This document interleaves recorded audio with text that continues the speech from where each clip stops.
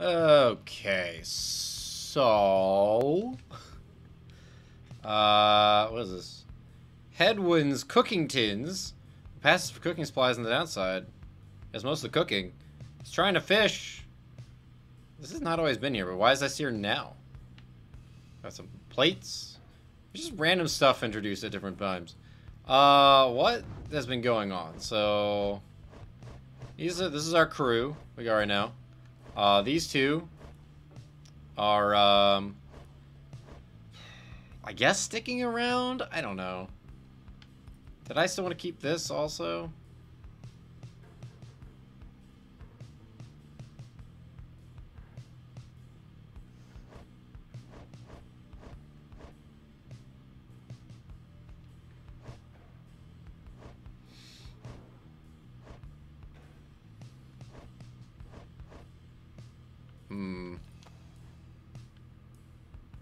Ah, yes, I can sell that. Also, this is just sitting here? Why is that there? Anyway. Alright. So I don't remember... Okay, so we are making our way. So we are at the Hulkivores, but we need to... Everything is snowing now. We've got to go to the mountain. For the final... well, for the next judgment rite. Alright. And away we go! Why is it getting cold? Nobody wants this.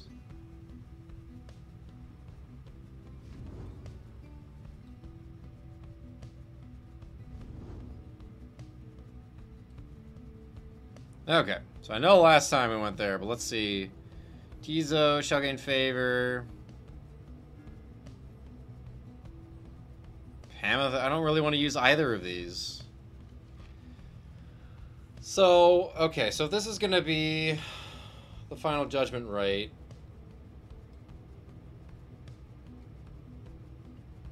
I'm probably going to lose Jodariel or Hedwyn. Because it seems like Bertrude and,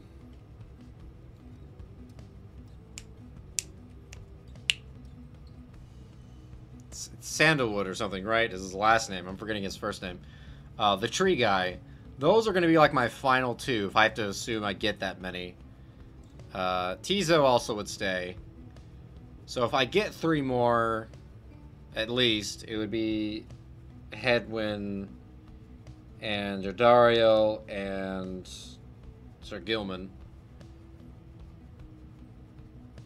So I guess Sir Gilman's next, if I can get it?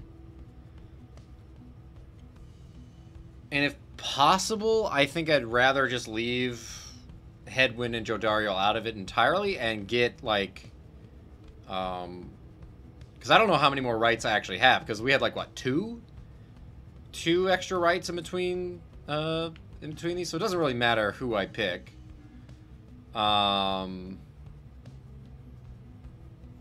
It just says gain favor. It doesn't say for the next right only.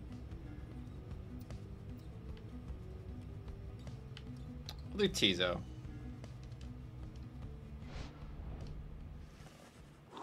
Volfred.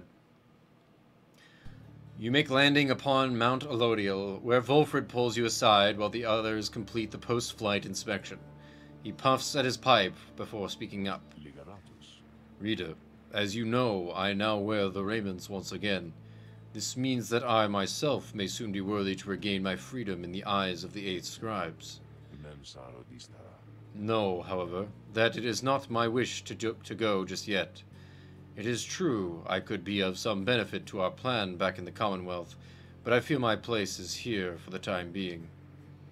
Perhaps once the Nightwings are on a surer footing in their path, my time shall come. Those are my feelings on the matter, and I wanted you to know. I shall, of course, defer to you. Our path is not to contradict the reader's will.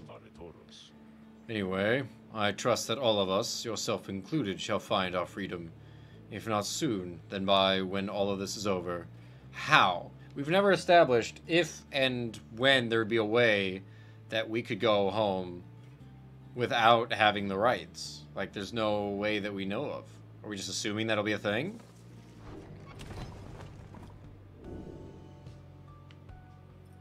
Wolfred's beyond a crystal. Okay. Actual last one now. You call upon me for some purpose, my reader. Yes, what's on your mind again? Let's do the trial first, in case she gets really mad. I don't know. Alright. Wolfred, the last one. That fancy-talking sap, you mean? I shall be interested to see if he has learned something since we last sparred like this. Then let us bring him forth. Soon Wolfred appears in heed of summons in the... I'm sorry, man. The Raymonds on you just look really, really weird. You look good with your green and black. So, it is my turn then, is it? Then let us see what we can do, my boy. Indeed. I don't know how much more of this game there is, technically. I feel like we're close to the end, if not at the end. We got like maybe 2 or 3 more rights. 2 or 3 more final rights. I still don't know why this game just like randomly has moments where it chugs. I don't get it. Listen well, Sap. You answer to me here. As you will, O Sandra the Unseeing. Proper as ever then. Though I wonder if you have the wherewithal that you project. That is such a weird word, wherewithal. Ugh. Show me then, what can you do without the benefit of those whom you would lead, And let us see if you and your lovely reader have reached a thorough understanding as of yet.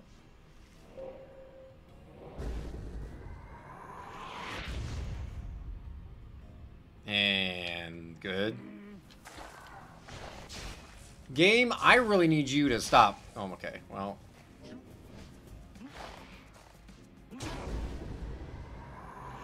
This is the great thing about his little sprout, is people just run into it for some reason.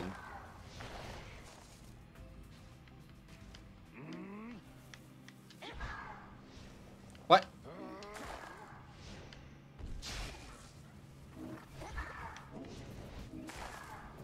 Yeah, step into it. There we go. Yep. Step into it. Step into it, dude. There we go. Problem. Yeah, come here. There we go. Woo! That was close.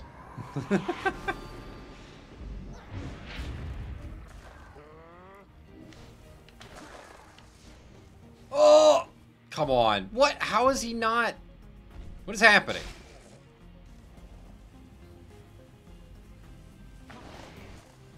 Yeah?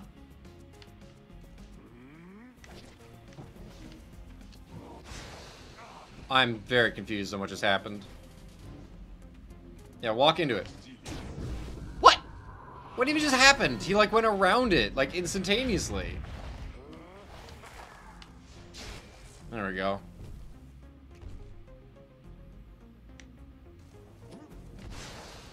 What is happening?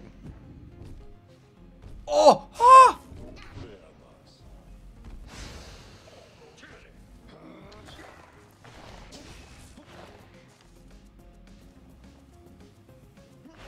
Okay, I got enough time.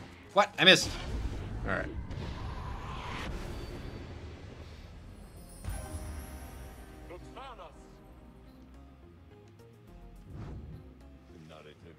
I am grateful for the privilege of your time, good Sandra. Flattery shall never get you anywhere with me, Sap. Nonetheless, your performance was sufficient, and you passed my test. Thus, congratulations are in order to you and to your lovely reader. Now farewell. Every time. Same thing. Same shtick.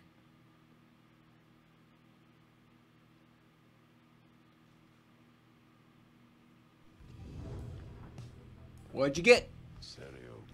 I had not seen that Sandra in some time. She has not changed a bit. But it would seem she left something for us, did she? Lose Boch! Okay.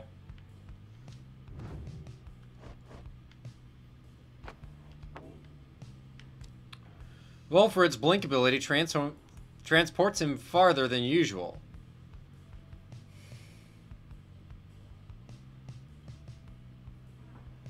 I don't know if I like that. What was this? Ah, yes. I like having just the extra amount. And he's not really going anywhere in most compositions. So I think I'd just rather have that. And what else I have? That's the extra spawn. Oh, that's the extra spawn. It spawns faster and larger. Okay. She's got the through walls thing, which is very nice. So with that, it would be Jodario. But Jodario... Well, Sir Gilman might be able to. But I think I'd rather get rid of Jodario first. Because... I want a speedy guy. Like, having a speedy guy, which Headwind kind of is-ish.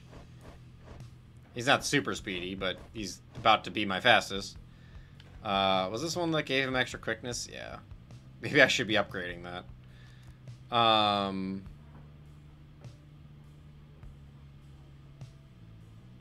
He gains infinite stamina for 2 seconds if he hits something.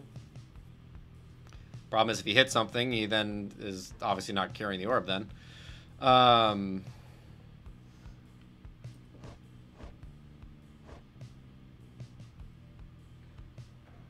Plus, I don't know if Sir Gilman's even going to be available.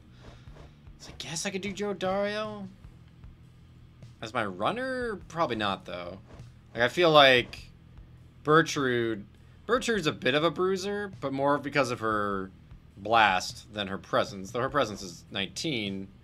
But Volfred is my defender. So, yeah, it'd be Bertrude. Probably Jodario, also on defense.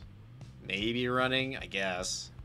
So do I want this, or do I want to start getting money just in case? I could always sell a bunch of stuff, though, that I'm not using. And she can blink twice.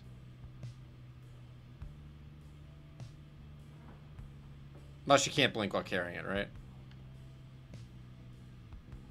I don't know. We'll probably keep her on this, I guess, then. Okay. Yeah, and I left him with the thing. Okay. And then Tizo's gonna get an upgrade, I guess, of something. Having completed the post-flight inspection, you and Tizo visit the monument of Gol Golathanian here in Emperor's Fall. Please tell great-grandfather I said hello, old friend. I hope you are all right among the stars. He knows that he's related to him. You must know why the stars are fading out, because none of us do, and some of us, I think, are beginning to feel afraid. Please grant us courage to press on. I don't know how to do his voice, because he always just goes, "Hee!" before, so soon he has finished paying his respects. You return to the wagon in silence, feeling as though Gol Golathanian has shown you favor. You soon shall ascend the mountain, though there is time to pursue your vocations. Plus 2 hope! Okay, so he's a little faster coming back. So Tizo, I guess, is kind of another speedy character, but he can't really kill without dying, so that's the issue there. So do I mentor Volfred so that he's getting closer? Like, I really am just like keeping Headwind on the bench right now. Because, one, he doesn't need to be gaining any enlightenment, but two, he's kind of just there as, like, my solid support. Should I be like, I can't use a character because they're gone or whatever. So, Sir Gilman, I don't think...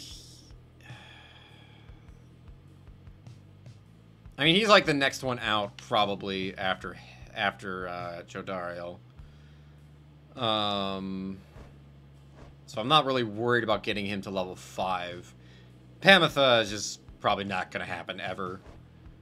I kind of want to get Volfred, because he's probably going to be around, and get him to his next ability, which tends to restore...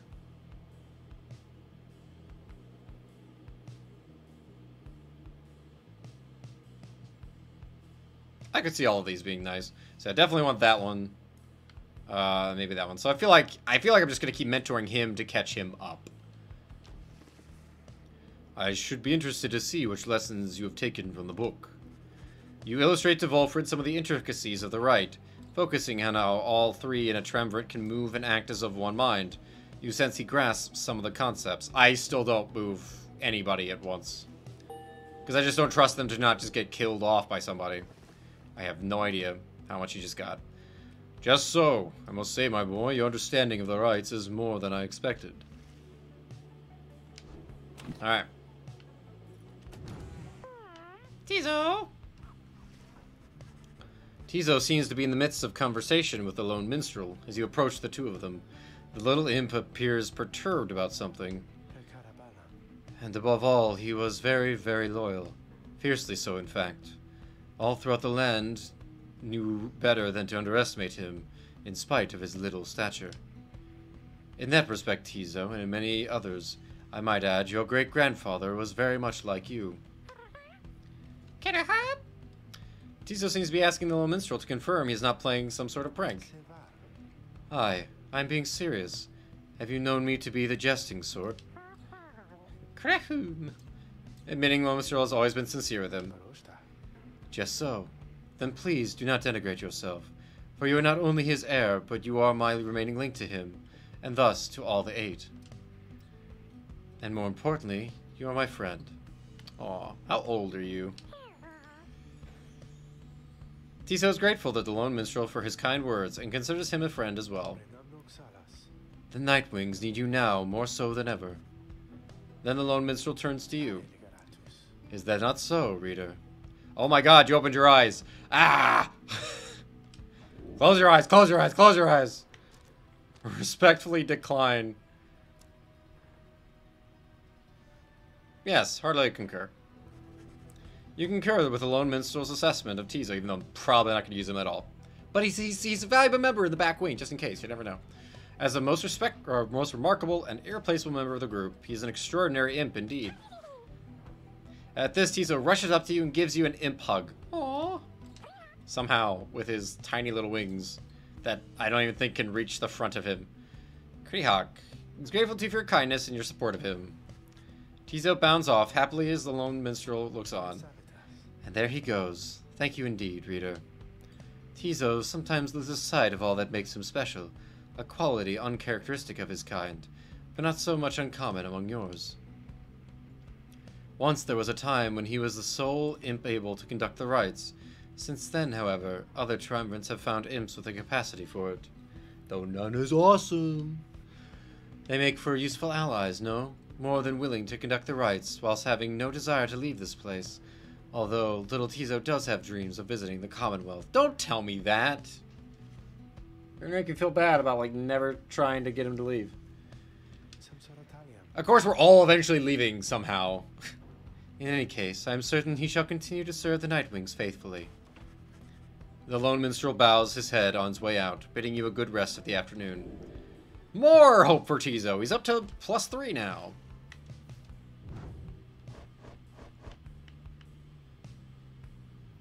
Yeah, he's got high morale and reader's influence and scribe's favor. Yeah, so he's 6 seconds. Is he?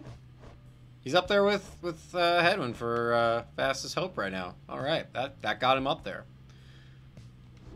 Okay. Continue. Oh my God, game! Please stop chugging.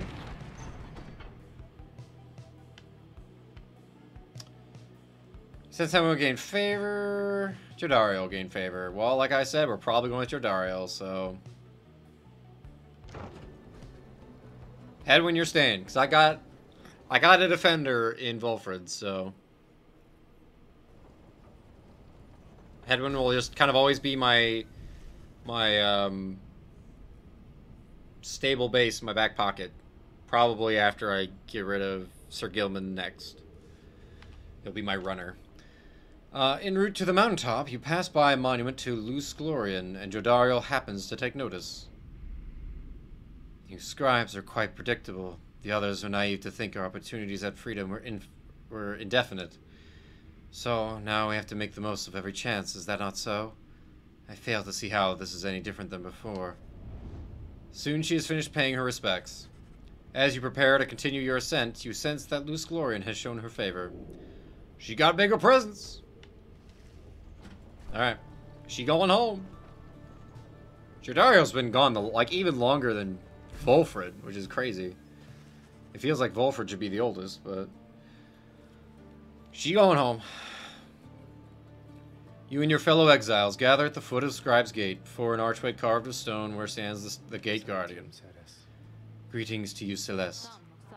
I see the exiles of the Nightwings have returned, even as the cycle of the rites begins drawing to a close. The Nightwings accept this as the will of the Scribes. The Gate Guardian laughs at this, softly for some reason. And you, Tarek, do you accept their will as well? But the lone minstrel does not answer her. It is no matter. Now, Nightwings, each of you come forth and state what it is that you seek whilst crossing Scribes' Gate. One by one the Nightwings declare themselves. You all pass through as before. When Volfred takes his turn, Celeste stops him. You, I see you wear the raiments once again. Explain. The cycle of the rites is ending. While I do not know exactly why, I have my fears. One of my contemporaries, he who fell from the summit long ago, he lives and seeks his liberty again. He stands against us now, and believes his triumvirate to be the true Nightwings. I remember well the contemporary whom you mean. Then the Nightwings stand divided. Yes, and so I wear the raiments once again, in case that it may help to right this wrong.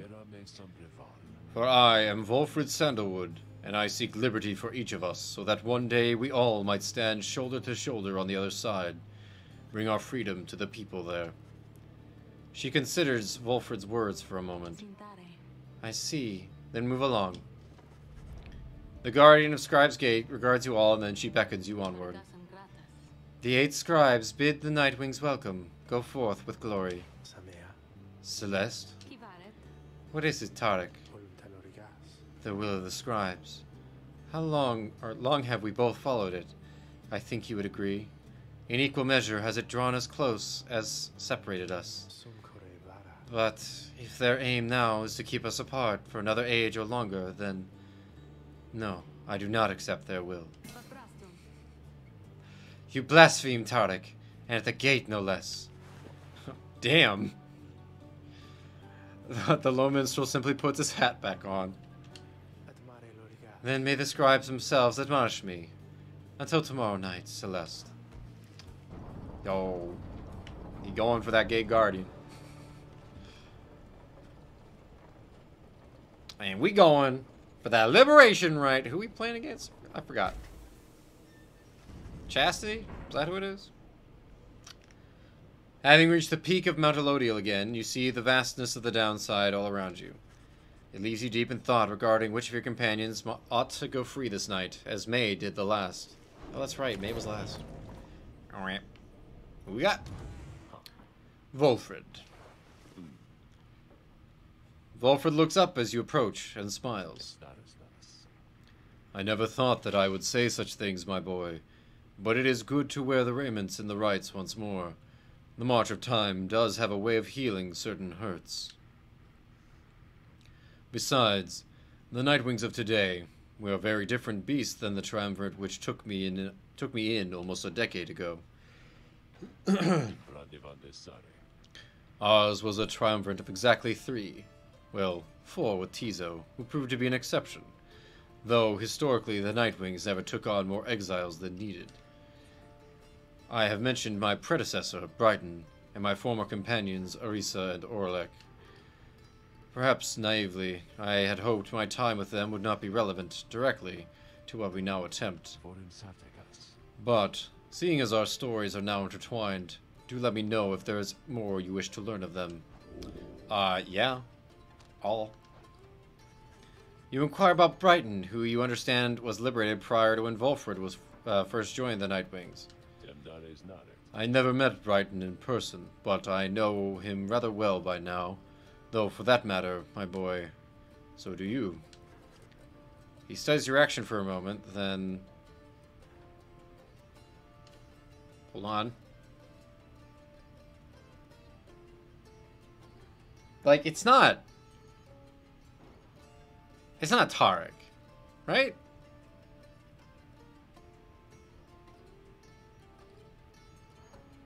Who else would it be that he's referring to? Brighton was born wealthy, but not special otherwise. You would have no reason to have heard of him. He was exiled for negligent misconduct. I do not know exactly why, and I do not care for spreading rumors. I first heard of him through Orisa and Oralek, who found me in a suitable replacement following his liberation. But then why would Tarek be here? So that's why I don't know what he's talking about. They spoke little of him. Oralek gave the impression they did not see eye to eye, but he assured me I soon would hear from him myself.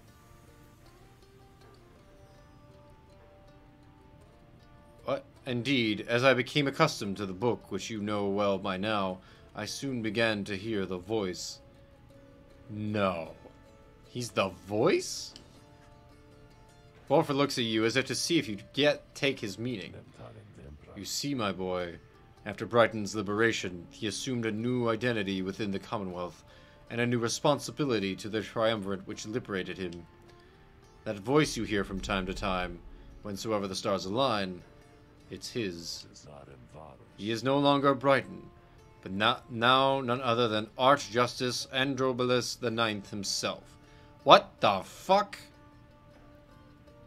The Grand Judge and figurehead under whose watch the Commonwealth is governed in this day, he became the leader of the Commonwealth? What the fuck? And he's a dick.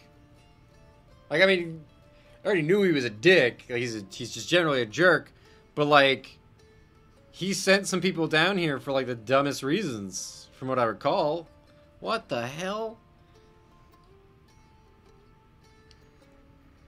Liberated exiles return certain burdens to their old triumvirates. They have much to thank them for. Not just their freedom, but their exalted status in the Commonwealth. Retain certain burdens to their old... So everybody has to help out their old triumvirate in some way? But what? Hell, what does he do for us? Or is he only the voice for me? The theocratic rulers of the Commonwealth. They do not wear masks or raiment simply for the sake of ceremony. They are not who they appear to be. Their public pasts are nothing but a fabrication. Like Brighton, they once were exiles too. So everyone who leads the Commonwealth is an exile. Which, given the fact that the Commonwealth came about due to the exiles of the 8 Scribes, kind of makes sense. But it's also weird. Because, like, does no one realize, like, oh, hey, this guy is now in charge. Where did he come from? I don't know. But this other guy's... do they look the same? Like, I don't know. It's weird. Brighton, that voice. He has no love for either one of us by now. He knows full well what we attempt to do. Yet, he is bound by the traditions of the rites. He shall always stand on ceremony and complain. But I think he knows, deep down, that he is powerless.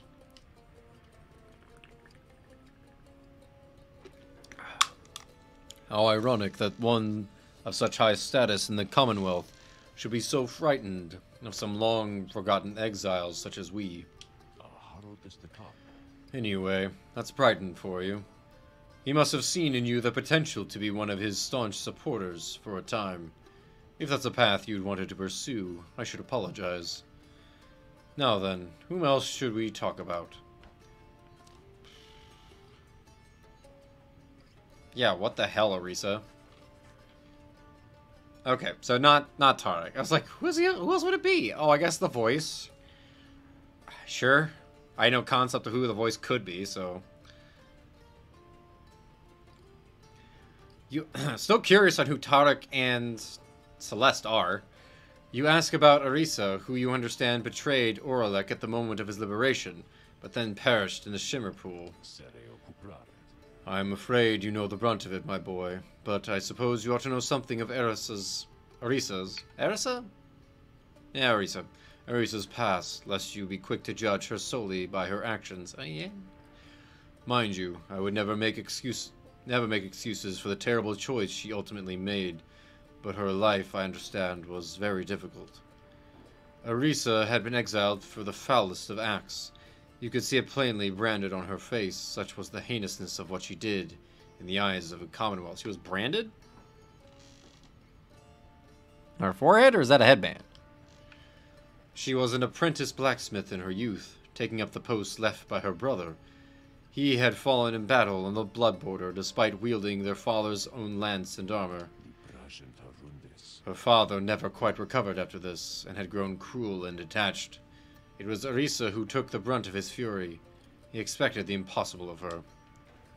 One day was all too much for her, so when next he lashed out at her, she struck back. She struck back again and again and again.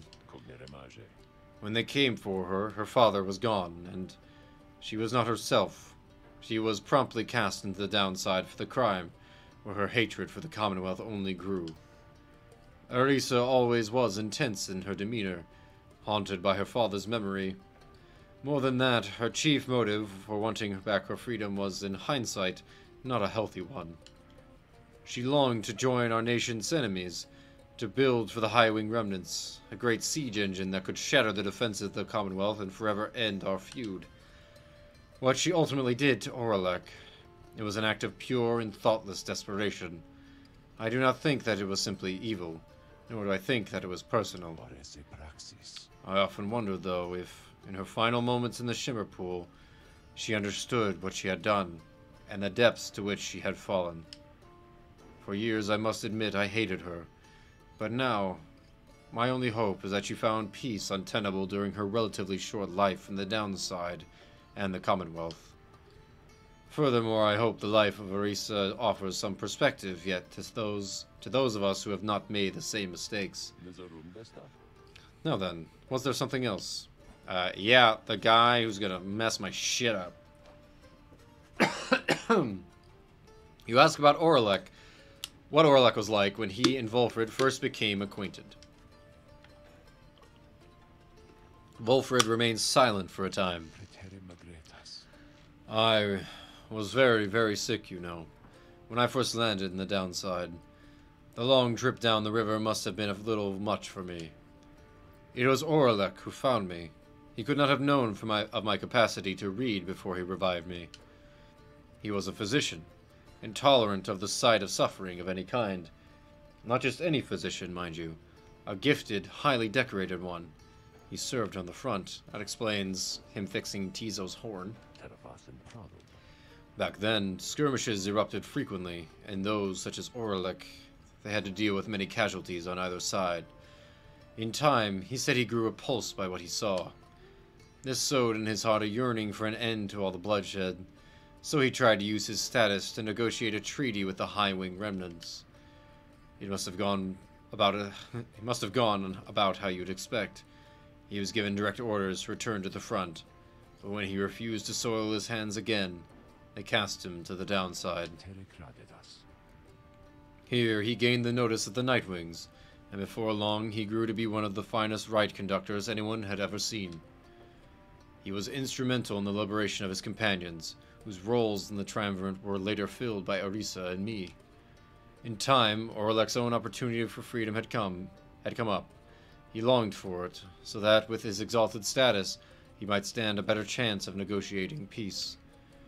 However, on the evening of his liberation, well, you know the story from that point. Volfred breathed a heavy sigh.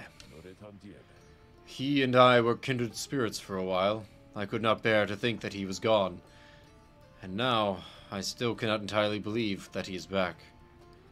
He is our adversary now, transformed, grown cold. Still, part of me is happy that he lives. Make no mistake, of course, I shall not be swayed against our plan. Not by Oralek or anyone. As I have said before, we share a higher calling now. As for Oralek, He wants his freedom still, although I wonder if he still remembers why. Anyway, was there something else, my boy? Nope. You bid Volfrid a good afternoon and leave him with his memories.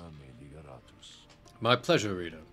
Reflecting on the past from time to time helps demonstrate how far we've come, yet how much farther we have yet to go. Alrighty. Let's do some shopping, maybe. Hey guys, so like, I don't know what's going on up there with all them stars all acting really weird and stuff, but let me tell you something here. You ain't gonna find a better deal on all this stuff from anybody. I mean, anybody in the downside. You can trust me when I tell you that, okay? So go ahead, stock up. Permanently grants one hope. Oh, shit. Alright, sell this for my measly 6 coins. Do I buy this? I can't, unless I sell stuff. Should I start selling stuff? After blocking every air, so this is...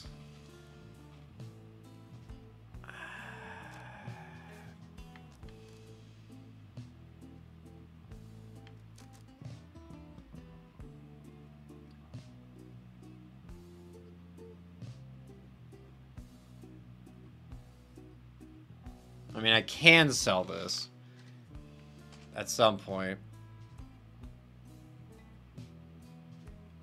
I don't think these are ever actually going to be... why is this one worth 88 and this one's worth 44? What the hell? I think they were different, but I don't know. I mean, I can sell this once she's gone.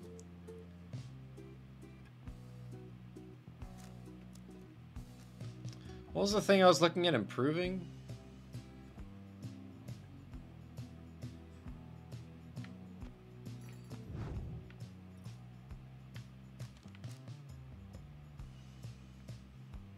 Headwinds, maybe?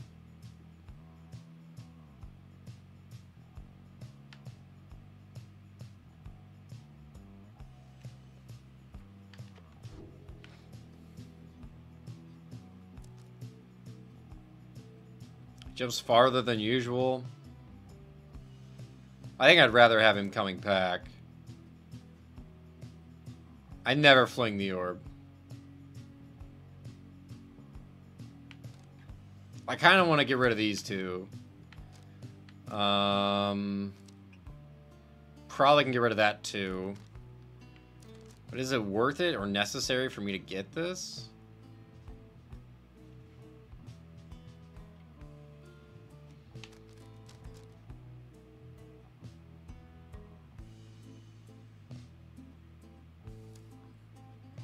I don't think I ever need to improve that. I mean, I could definitely sell one of these because... I mean, I still have Pamitha and still have... I think I'm just going to hold off.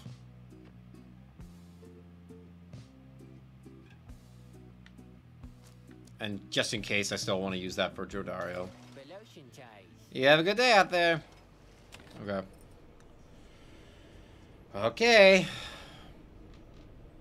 You ready, Jodario? Time for you to go home. Once more, you have gained the fall of Solium, where one among you may go free. But first, you shall have to prevail against the chastity and the liberation rite. Reader, your companions are gathered there under the fall. They shall be counting on you. Indeed, as the cycle of the rites turns ever faster, so too is our plan set in motion.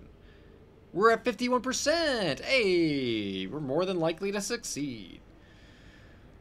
According to your numbers, my agents in the Commonwealth are beginning to cause a bit of a stir out there, and word has reached high places that the rites are ending.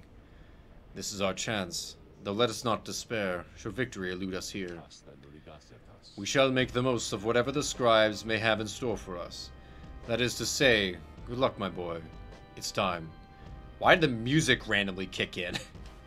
I was just in the middle of reading. Alright, here we go. fuck no, game. Your adversary's pyre shall recover up to 5 each time you douse. Each time they douse your pyre. Fuck no. What's it say? What's the name? Dullness, the locket. The locket. Thank you, Brighton. I just did this for like the last rite or whatever when we messed up with weird snake lady on the other team. So beyond that, I don't give a shit about these Titan stars. They can go to hell.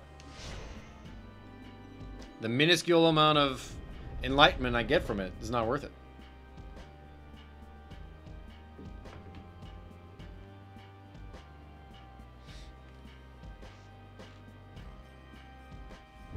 Once more, the Nightwings gain the summit of the sacred Mount Aladiel. Aladiel. The liberation Not front, low. even as the stars themselves abandon you. Shut up, Brighton. Make good upon these I- final opportunities, reader. Did I never notice that it has our symbols on the sides? Fuck. Coming to an end upon your watch. Not my fault. I Fuck trust you. the chastity your adversaries shall not throw away this chance. Shut up, Brighton. No one Choose likes you. now who may go free, should they unfortunately fail. Oh, if the chastity fail. I was like, wait, what? The pyres burn, and each of the triumvirs is present and prepared. I concur. The pyres burn, and each of the triumvirs is present and prepared. What is... Does she have a chair? Like, what is behind her? What is that? Does she have wings, or, like... This really weird cape? I don't get it. Then, anointed one of the chastity, come forth now and declare yourself, and pay any respects you have unto your adversaries, the Nightwings. Manly flourishes onto the grounds and grasps his mask in his spindly fingers. Warmest salutations to you all upon this blessed eve. I am H. Manly Tinderstoff, and I must say that I am very moved to be a part of these proceedings. I forget, sycophant. How does your... I don't understand how these masks work, dude. Half of them cannot fit the people that wear them. It shall be my humblest of privileges to return quite soon, I hope, unto the Commonwealth, where I shall dedicate myself in full toward the betterment of that society. I long to be a part of this glorious tradition, even when my freedom is rightfully restored. For it is not the case that exiles such as we are called upon to lead. Okay. How you govern in your Commonwealth is not our business here. Your intentions shall mean nothing if you do not prevail in this right, Manly Tinderstoff. Oh, but I mean no offense. I manifest at all. I shall serve well these rights, I promise. Why, I should think I shall be sending my many exiles here into the downside to replace me. Wow. Heart of gold. I can think of quite a few who I think would benefit from experiencing this wonderful tradition for themselves. Stand up, guy. Then Manly covers his face again. Now, as for you, Nightwings, make no attempt to undermine me here, and nothing shall befall you or your loved ones at the Commonwealth. Is it a deal?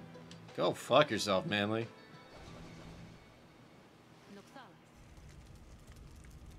Reminded Kent Mansley. That's what I was like, who's this? Not reminding me so much of as, but the name was like Manly. Oh, Kent Mansley from Iron Giant. The pompousness, sure, but not quite that degree. He's not a Lockhart. Nightwings, your decision on whose behalf you shall conduct the liberation rite. Reader, I would ask you to choose wisely, but I am sure you know no other way. Oh, damn, thanks, dude. And you prepare your song, Tarek. Your song? Of course, Celeste. What is the music? Why is it important? I mean, don't get me wrong, I love it, but why? Whom do you intend to liberate? God, game. Fuck, please. 21, so he's so slow. He has fairly high presence and glory. Well, his glory, I think, is the same as Fulfred's. Okay, so he can throw that shit. Yeah, the one that spawns near his Pyre. I don't know if you can destroy the saplings, though. Probably? I just feel like the computers never think to do it. Sponsor. Okay, so he has the same things as Volfred. He just also has this. He can do the... Oh, God. Okay. Very careful, Manly, here. Very careful. Just have to hope it's not bigger than Jodariel's presence. We're gonna find out. Avrik. Oh, he's got the boost. Oh, no. Something different. It's a music note. Okay, so he restores his own when he scores. That is the humanoid guy.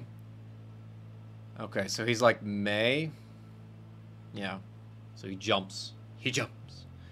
24 hope, so he's coming back in 6 seconds. He's pretty quick. God, their other ones are fast. And he also heals them if they score. Okay. It's unfortunate. Oh my God, game. I'm going to try something really quick. I don't think it's going to matter, but I'm going to try something. This is so annoying.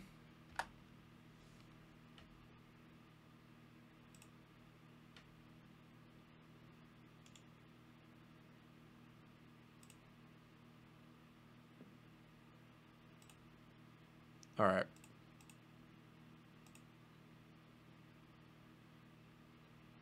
I don't understand why it just constantly has this issue.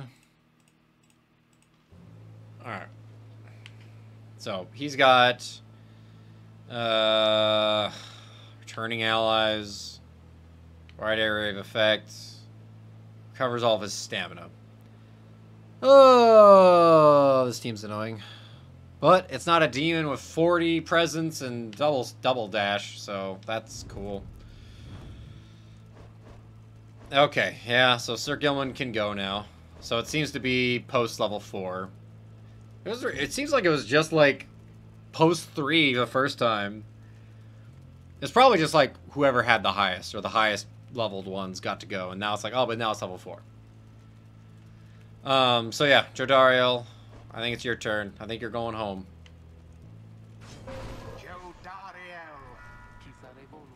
If that is your wish. You deserve to go home, girl.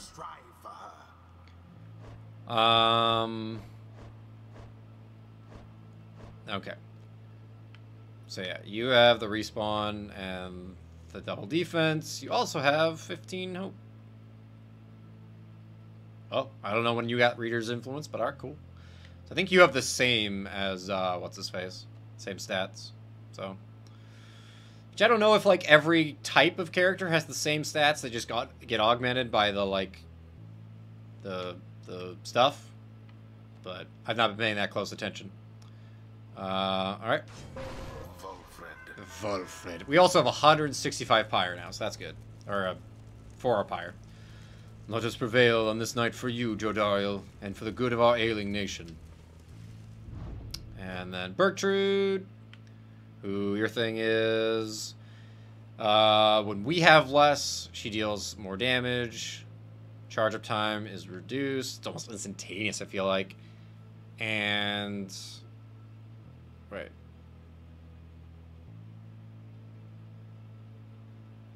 Oh, okay, and they deal 10 less.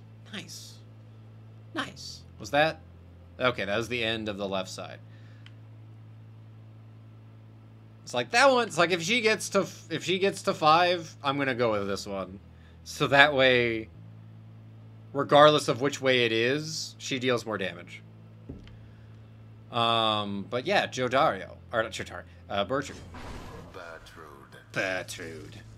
We shall lend our support to that one then. All right. I guess I could have had Bertrude be running, actually, instead of Jodariel. She's secondary runner. Alright. So yeah, no, I had to do that, because she also... You have to be put in front if you are going, for some reason. Now it begins. Do me this favor, if you please, and stand aside like a good sport there, I promise to reward you handsomely once I am free.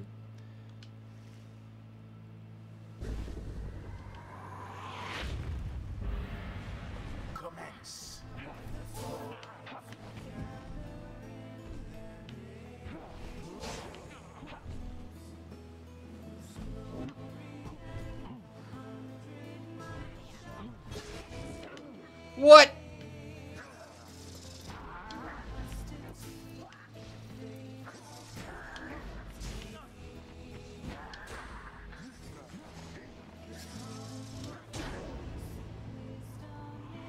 Alright.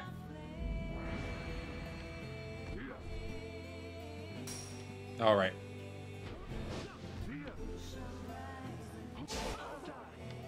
I'm sorry, what? Okay. Oh! Yeah, run into it, bitch.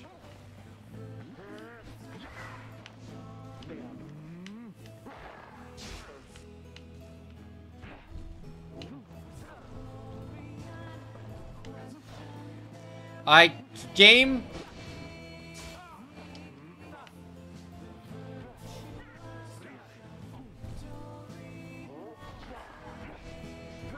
Oh, you bitch. Where's my aura? Why don't I have an aura? The whole point of the thing is that I have an aura. Hey.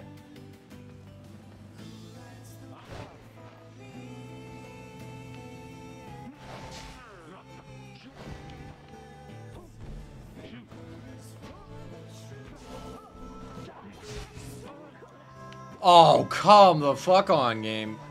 Game, please, stop.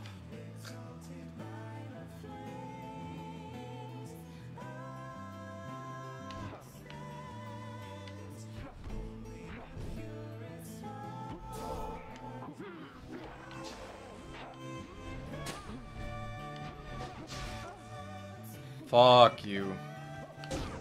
Fuck you, dude.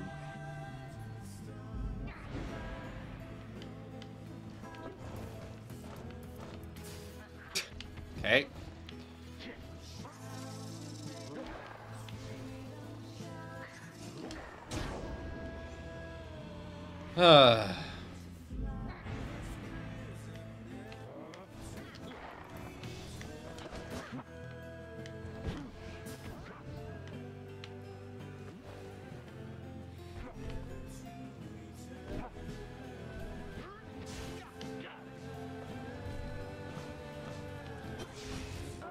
Oh, come on.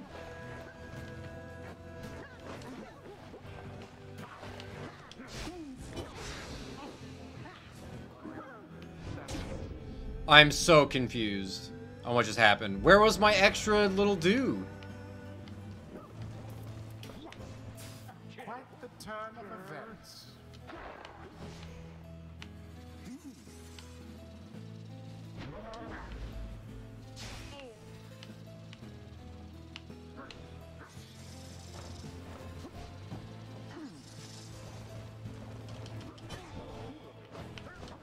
Oh my god. Plunged into the adversary's fire. Oh, what's this now? It seems to me the scribes so enjoy our company, the entertainment we provide, that they have deigned to reignite our pyres. Observe. Something stirs in the sky. If the heavens are to rain and reignite your pyres, then the rite shall continue, ere one pyre or the other is put out. Excuse me, what? If the heavens are to rain and reignite your pyres, then the rite shall continue.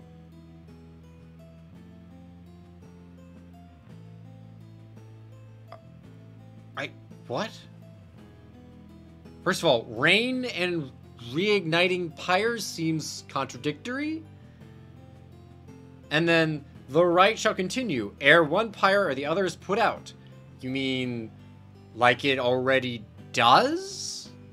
This is so confusing. Oh, cool. So they're just, do I get more?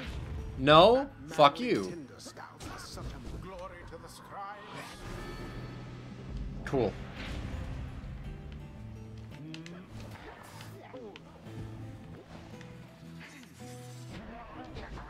Thank you, game. You're so good. I want you to die.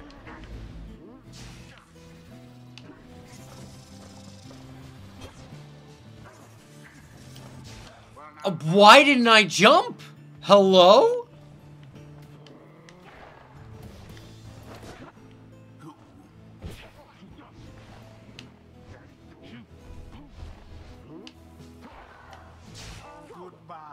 Jodariel.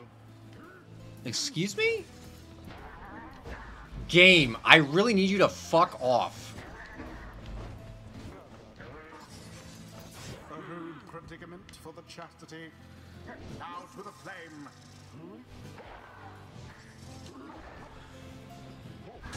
The bog crone dove into the flame. How I'm missing by like a frickin' pixel. Banished. Stop. Come on. Foiled. Oh.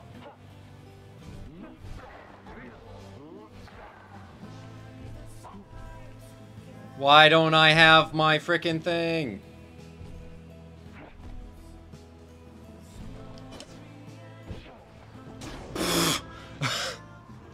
What the fuck was that? I practically landed on top of it. Eat shit.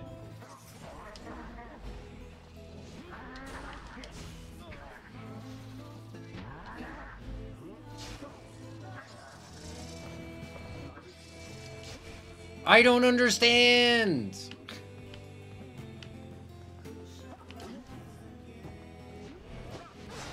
You are a bitch.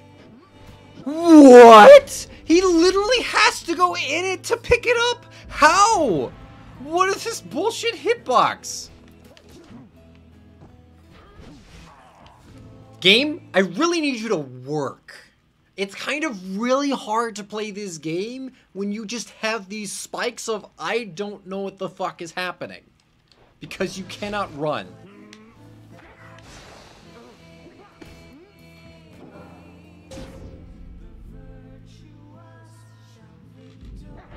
This is such bullshit.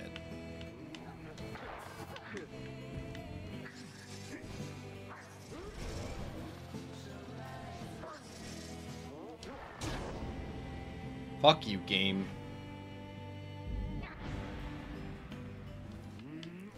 Why are you...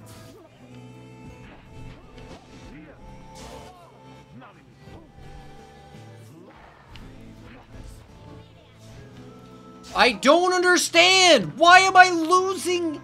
Why am I losing my presence? The thing that's just supposed to exist because I can't cast. Why is it just disappearing? What is happening in this game? I feel like there are just elements that are just introduced that is never explained in the game. I lose my presence. I randomly jump. There's different things that have happened that I'm just like, why is this happening? I don't know. There's no explanation in the items or the abilities or anything. It just is happening. Hello?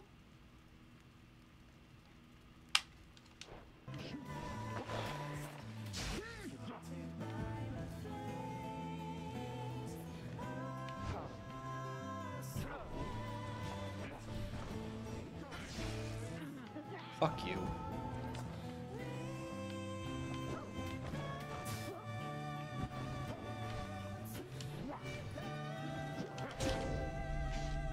My shield does nothing, by the way. My shield just does absolutely nothing. This is fucking garbage.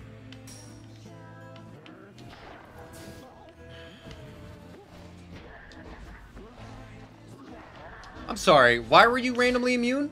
What the fuck?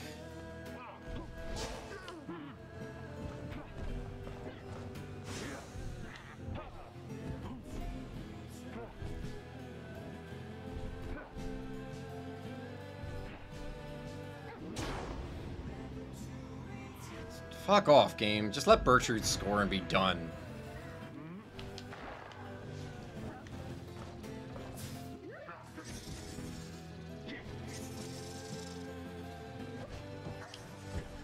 What the fuck is that?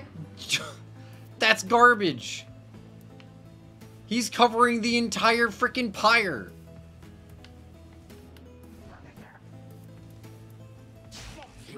Take it. Game, switch. Oh my god.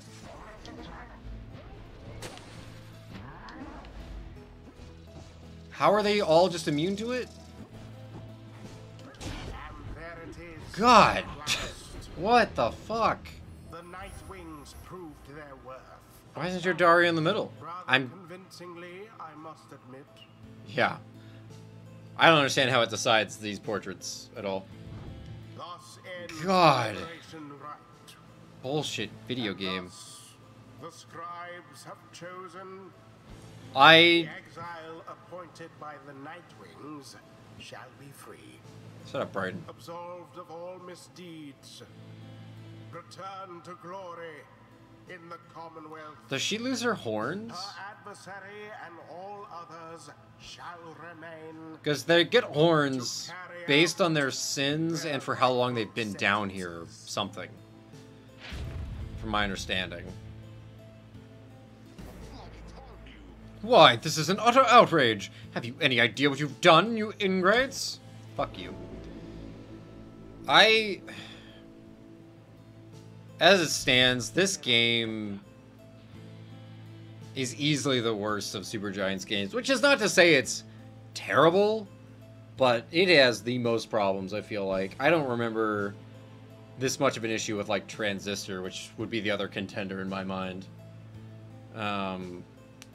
But my god, there's just so much shit. And I was like, why did she lose her aura? I have no idea. She just does. For reasons. Anyway. After all this time, she turns her gaze towards the rest of you. I never thought this day would come. I have all of you to thank for this, for doing this for me. The life that I recall back in the Commonwealth was at times difficult, and I am much older now. I know not what I shall find on my return. However, I know this. If that place still is like the Commonwealth I left so long ago, then I shall strive to make it better, for as long as I retain my strength and breath. You see her smile faintly as she disappears into the shimmer pool, though you still can hear her voice, though faintly now. Farewell then, reader, all of you, for now. Earn back her freedom. Godspeed, Captain Jodariel. The 8 Scribes are watching from afar. By their grace, may the cycle of the rites keep turning for as long as possible. Yeah, limited there. Alright, just barely rank 4. Fuck. Long did I bide my time in anticipation that one day the Nightwings would reform under a common cause. To be a part of it myself, it nourishes the spirit. Okay. So I think we went with this one, right? Yeah, the Aura Burst.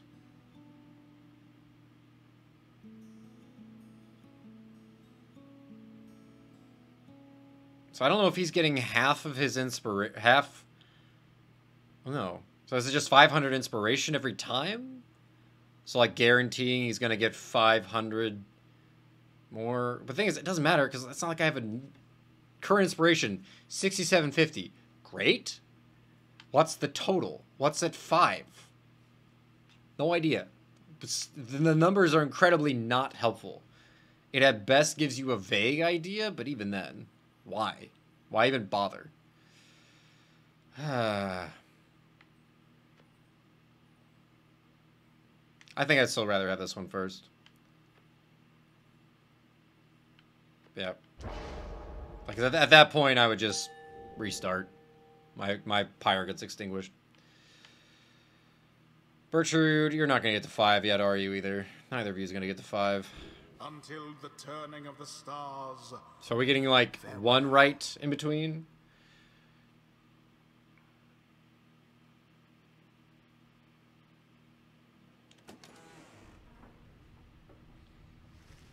You return to the wagon after having prevailed against the chastity in the liberation rite. Excellently done, Nightwings. Would that we make good of all such incidents. You succeeded in liberating Jodariel, who returned to the Commonwealth in glory.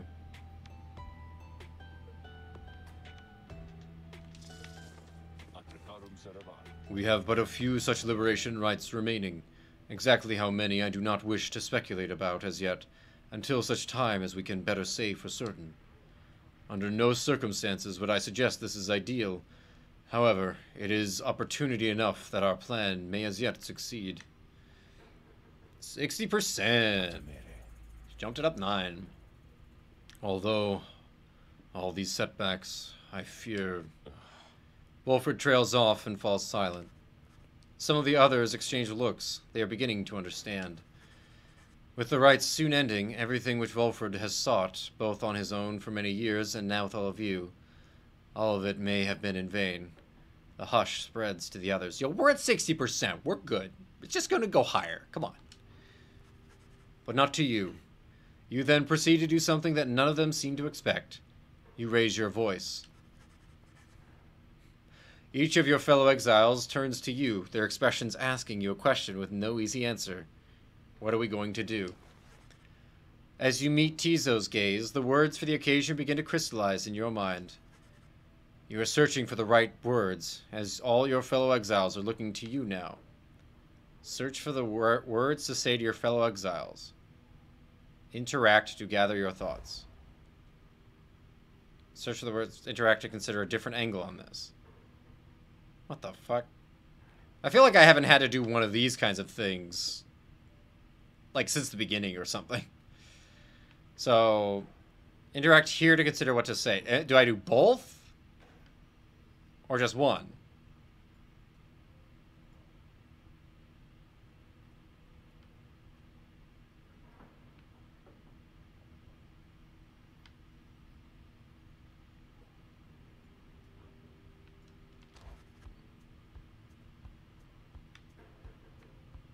Okay, we're doing a dialogue tree thing now. Alright, cool.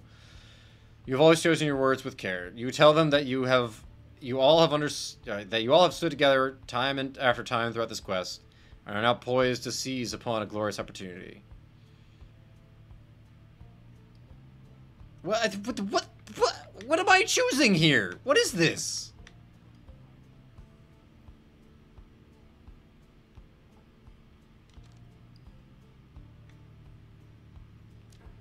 Oh, wait, I'm not choosing. Oh, I'm going... Oh my god. It was gonna swap between them? This is... Ugh. This is like just a faster way of doing just the, like, 3-choice option or some shit.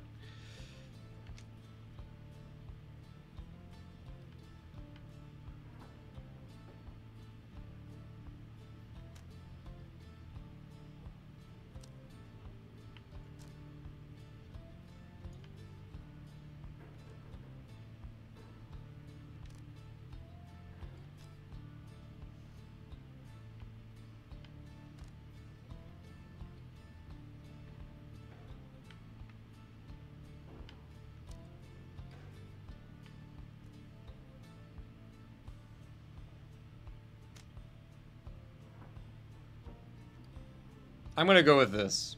I don't necessarily care or hate or whatever any of these options. But I'm just gonna go with you tell them that you are not going to mince words with anyone here, as that would be a grave disservice to the group. Why? What? Whenever you pursue this quest with any guarantees, it is a quest that you all knew was unlikely to end well.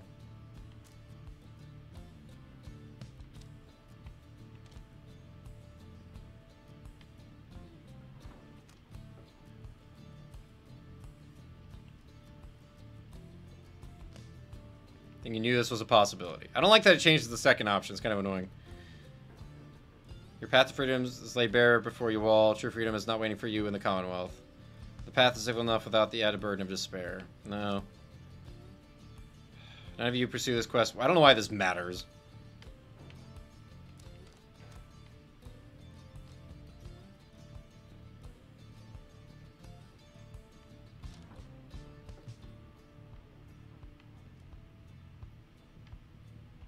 I don't like any of these. These all suck.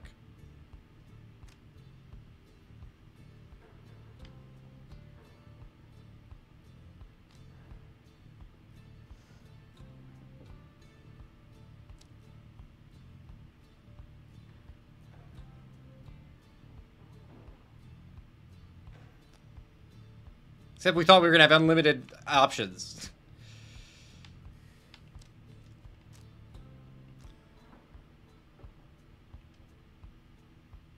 Surely this is weighed heavily on everybody. Though, what did I just say? I forgot. I've already forgotten. Whatever.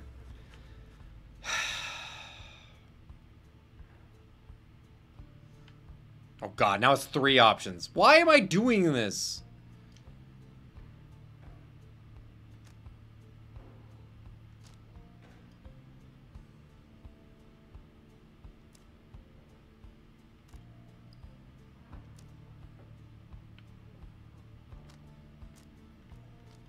The world's changing. The opportunity to live with purpose for your people, for all those who shall live on. You all stand poised to ensure that the world you leave behind for your loved ones. Now it's time to stand and fight the forces that oppose you.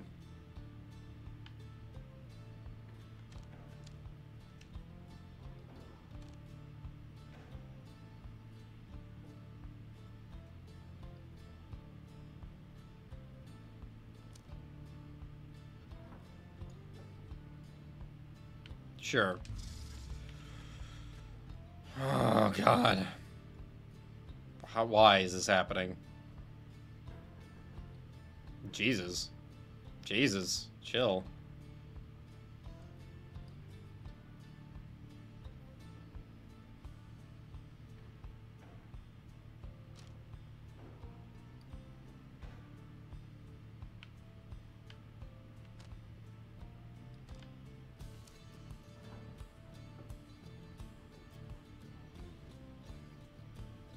Sure.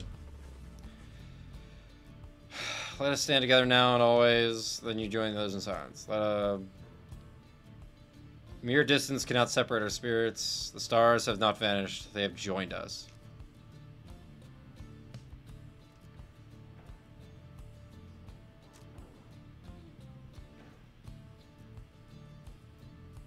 Stand together now and always. Sure.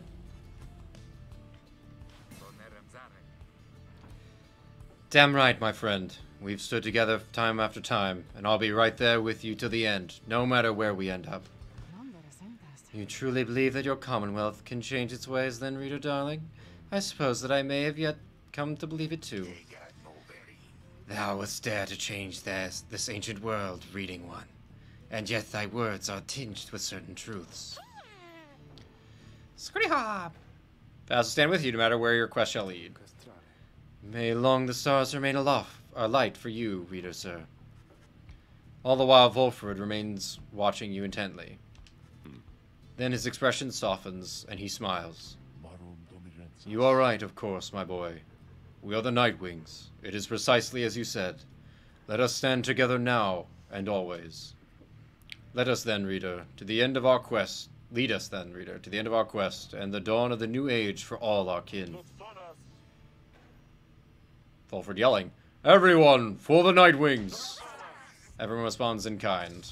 Hell yeah, teamwork. That's fucking teamwork. They stand with you, no matter what. They await the outcome of your vision of the stars, which burn with renewed fury, because now the last rites beckon on. Each of the Nightwings gains +1 hope, permanently. Yay. Did I just make like 7 different choice options just to end up having +1 hope? Is that what that led to? The stars above now burn with what appears a desperate fury, many more of them than usual.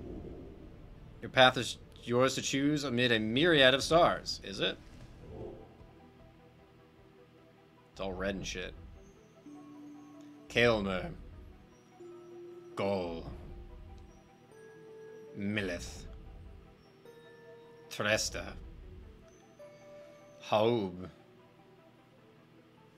Game can't load for shit.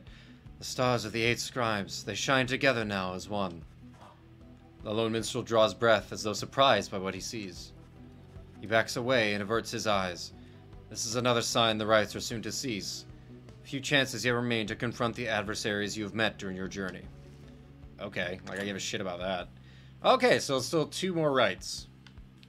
So the withdrawn are next.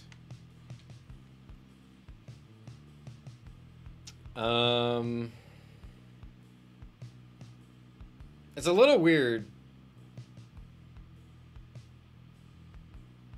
Wait, what?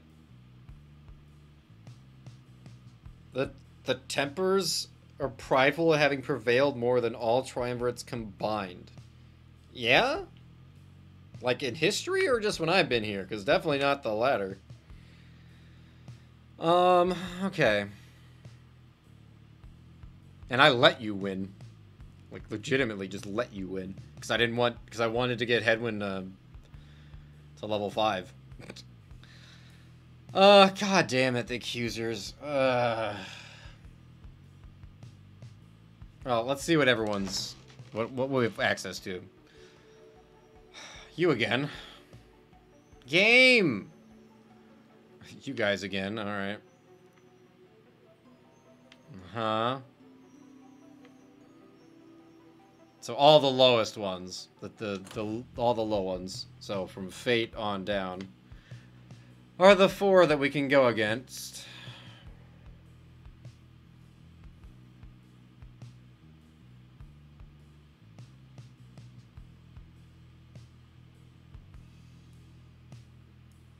It's weird, it's like the amount of favor doesn't really matter. I guess for some reason, like maybe like the Fate could take the accusers, like overtake the accusers or the withdrawn, but I don't know how much it varies and for what reason. So, but I guess it doesn't matter. I can't go against any of these 3 right now. So it's like, which ones on the bottom do I want to continue to bash on? I guess the Dissidents? I don't know. Doesn't really matter. Well, I guess I could do the Fate, because it was 4. Or no, there's these 4. So, I don't have anything against going against the Pyre Hearts again. There's really no way they're going to catch up in 2, though. And Sir Gilman's probably next to go. So, I guess the Dissidents, maybe? Like, leave the outside chance that the Fate can get to the final round? Wait, what is... Oh, no, I don't want to go here. Fuck.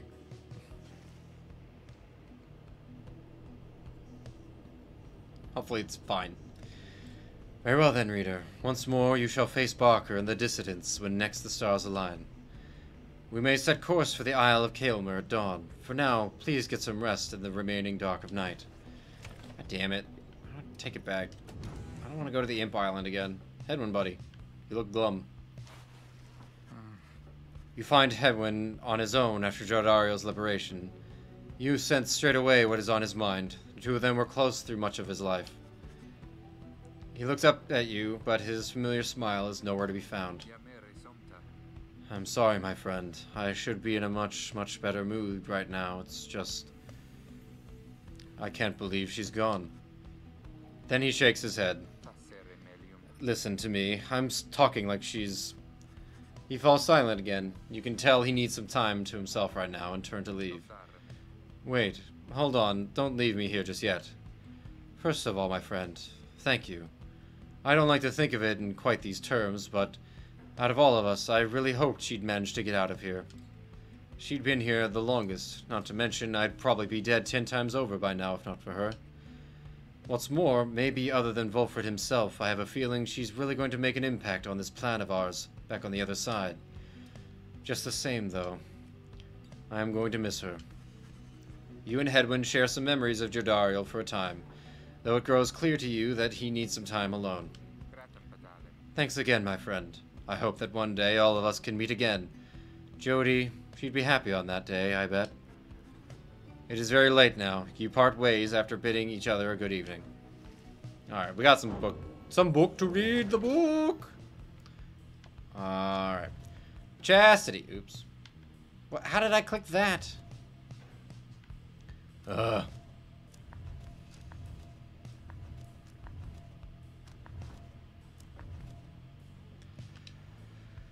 Those bearing the name of the Chastity all count themselves disciples of Luscorian, the Hundred Minds, known firstly for his wisdom, but also cherished for his modesty, integrity, and kinship. Yeah, that's manly there. Sclorian's priority in forming his triumvirate was to instill in all his subjects a deep-seated deference and respect for the rules governing the liberation cycle. The cycle of the rites needs to be respected to be understood, and needs to be understood to be respected, Sklorian said. Thus the chastity are emissaries of the cycle. Should they earn their back their liberty, then they shall spread enlightenment itself, and all of us shall grow. Yeah, right. On worth.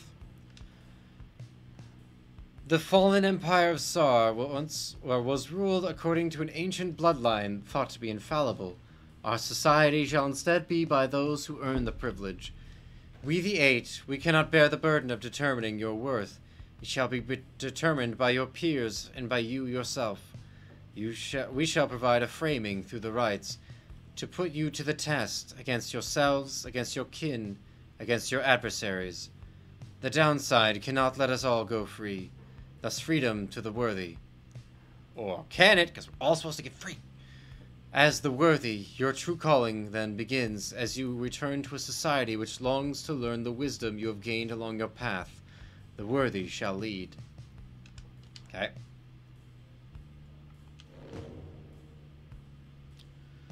Alright. So, again, it's going to be Bertrude and Volfred. They're just going to keep chugging. And we'll have Sir Gilman as my speedy boy.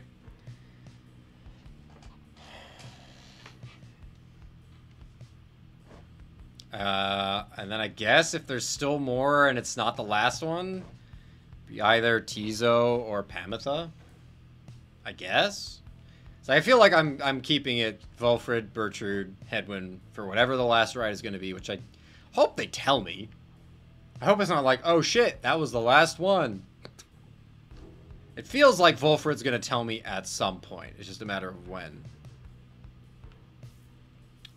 Which, by the way. So, that's fine.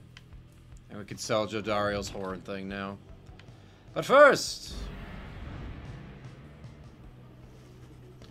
there is no time now to return to Moonlight Alcove as before, as the stars already urged you on. Everyone is ready to make haste for the Isle of Kelmer. Oh.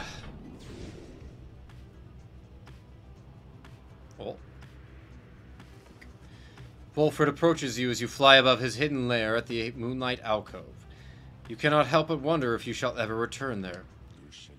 Our dear alcove. I've asked my agents to break down the place. It soon shall be gone, if it isn't already.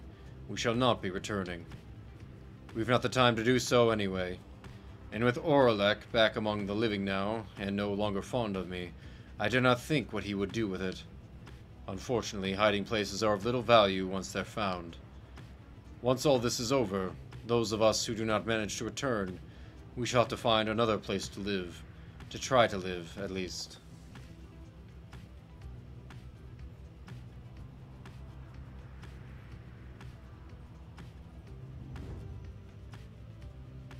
Is it not snowing now? It's not snowing now. Weird.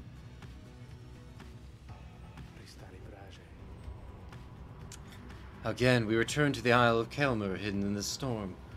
I have met very few who know of it at all, much less have walked upon its stones and sands. The disconcerting tales of the demise of Kelmer Ropecaller, who met his end there on that isle. The imps that swarm and breed across the place today seem not to mind. Having paid witness to the rites firsthand, they become rather obsessed with it. I sometimes wonder if it is more difficult to conduct the rites with such a boisterous audience. May the dissidents find their way shortly, so that the imps may have contests they desire. Or not. You know. Pamitha's hunch will find something of value along this route. Hey, Manly! Fuck you. My, that was a bit of a close call there, Nightwings. You think that you can simply cut us down like last time, is that it?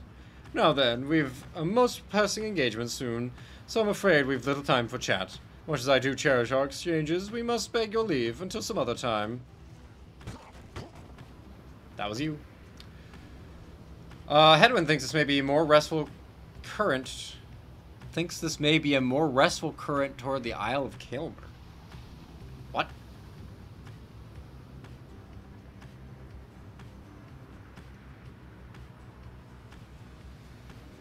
I don't know what that means, but whatever.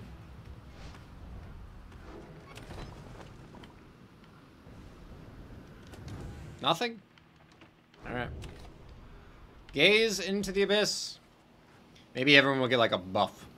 Having arrived in the tumultuous waters of Barb Reef, you find yourself lost in thought, watching the horizon. Then... I used to go by Barbara, but decided Barb sounded much less formal. Come, my friend. A few of us are having a little debate we thought you could settle. Hedwyn leads you back to the wagon's cabin where the others are waiting. Together, you share entertaining conversation at a decent meal, courtesy of the lone minstrel, who caught a fresh catch earlier. Okay. +1 hope. Okay. Hedwyn again, looking thoughtful. You find Hedwyn rather lost in thought about something. He looked over as you approach. Oh, hey, my friend. All right, so what's it going to be? He points in the direction of his cooking tins strewn over in the corner of the wagon. One of life's small comforts around here is we get to eat. Not a day goes by that I'm not grateful for it, but there's only so much to choose from, whether here in Deathless Tempest or anywhere around, I guess. Anyway, I was just having trouble trying to decide what to cook. Just had fire caps again last night, and those never seem to sit well with everyone anyway. There's no more glopgill, not that anyone but Tizo ever liked that stuff. And I feel like we've been having gutter crabs every day for months, so I'm not too excited about that. This is where you come in, and no consulting books or stars or anything, just you and me, here and now. What am I making? You decide, because I can't. I know there's a lot of serious stuff to think about these days, but so help me, no one's struggling to regain their freedom on an empty stomach. Your meal preference. A fillet of slurg, a silt porridge, gutter crabs again, or for whatever he wants. An acquired taste, acquired mostly through a prolonged and desperate stay within the downside. A notorious dish that Hedwyn has perfected to the upper limits of its capacity to not be terrible. This inoffensive option has the added benefit of putting some lucky gutter crabs out of their misery. It's extremely difficult to choose from all the... You know, I'm going to go with the silt porridge. Sounds the least bad. You ask that Hedwyn prepare another batch of his silt porridge for the group. He eyes you warily as you request this, searching you for any trace of irony. Alright, my friend. Never took you for the silt porridge type, but so be it. I guess even after all this time, we still have much to learn about each other. Now, lend me a hand here with this stuff, would you? As you assist Hedwyn with preparing the silt porridge, the two of you get to talking about the past. The reality of cooking in the downside has a way of making him nostalgic. Life on the blood border wasn't that much easier than trying to get by down here. The high-wing remnants could swoop in at any moment. Or any time. They were so good at picking the worst possible occasions for us. The time they showed up and I was nowhere to be found, I must have told you about that. On the contrary, he has seldom revealed much about his past to you. Well, either way, I don't think I ever told you much about Fikani. Your girl? Someone for whom Hedwyn cares deeply. They were separated in the Commonwealth. She's got like some weird tear thing and a headband and blue hair. I was riding to relay an order when she caught me out in the open. She could have had me, but we just stood there, you know? I'd never seen anything like her. Wait, is she a high-wing remnant? What? That would explain the eye thing, I think. Kind of like Tamitha. And her voice, she says to me, you ought to be more careful with your life. Okay, absolutely. So he fell for a harp. Okay. And I just say, I mean, I'm not the type to say such things, but it's all I could think of looking at her then, so I just tell her it was worth the risk. Anyway, she spared my life, of course, and when she saw riders heading toward us, I looked at her, she took hold of me, and we just took off. I didn't want to leave her, and I didn't for a while. He trails off for a while. Soon after I came back, I went off in search of her again. This time, though, the risk I took, a lot of people paid for it. The harps attacked when no one was there to raise the alarm. A few days later, Hedwyn the deserter was sentenced to exile. And now he's about to cook some silt porridge. Thanks for your help, my friend. I can take it from here. See you shortly. He heads out into the afternoon. You sense he feels more at ease having spoken with you. But I'm not using you. Damn it. Oops, not the book. Not the book!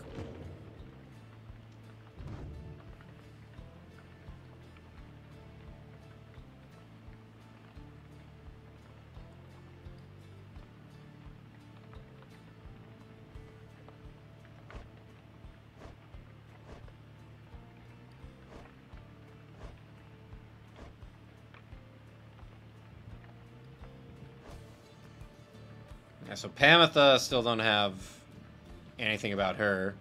I know a lot about Volfred now. I wonder if it's because I don't use her, but then I got a lot of Tizo stuff, and I've done a lot of Bertrude, so I don't know what unlocks these things. Anyway, okay. So we're gonna continue, and then when we get to the right, we'll take a break.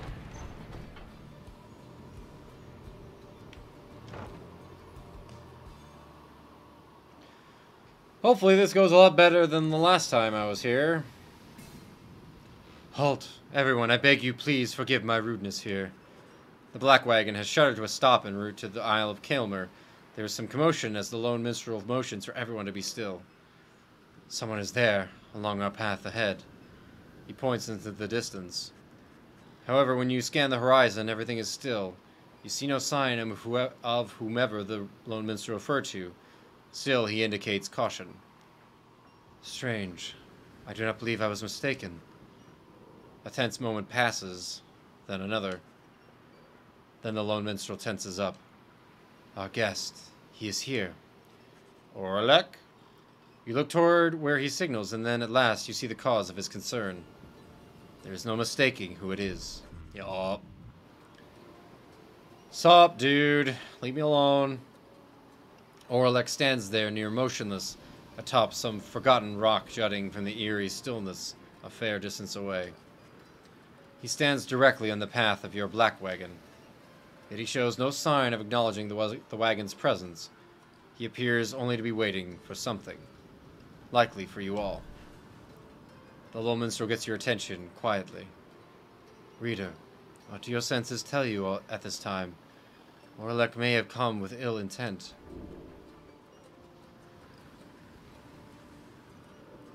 I don't want to do any of these, though. You have a right to get to. Orlek may wish to stand in the way, but can be made to move. Confrontation outside the bounds of the rights is forbidden. Orlek ought to be avoided. Orlek may be here to talk. If you reach out to him, perhaps you can communicate in peace. I don't want to do any of these. I just want to do my stupid right, man. Fuck you, Orlek. What a bitch. I mean, here's the thing. So, pressing forward, I don't think I'm going to force him to move, but it also seems really... I just want to ignore him. I just want to go forward and ignore his ass. That's what I want to do. But made to move, like, it didn't say he's blocking. He's just on a rock that we'd have to avoid anyway.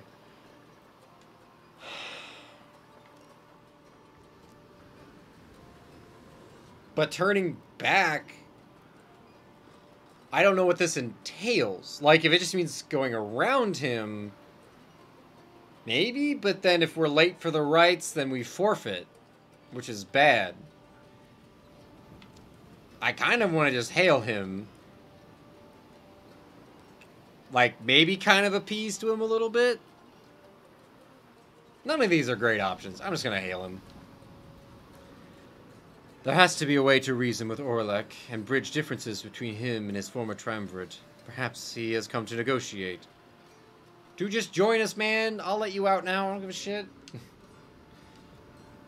The only one I really care to let out at this point after you is Hedwyn. Perhaps you are correct. Let us try and make contact with him then as we proceed. You give the signal for the drive imps to start the wagon and head toward him. But just as you reach the point where Orlek once stood, it seems our guest has already departed. There we go. Perfect. I'm sure that's not a problem. Let us remain watchful as we proceed on course. Indeed, Orlek is nowhere to be found now. The unnerving encounter causes everyone to fall silent for the remainder of the trip.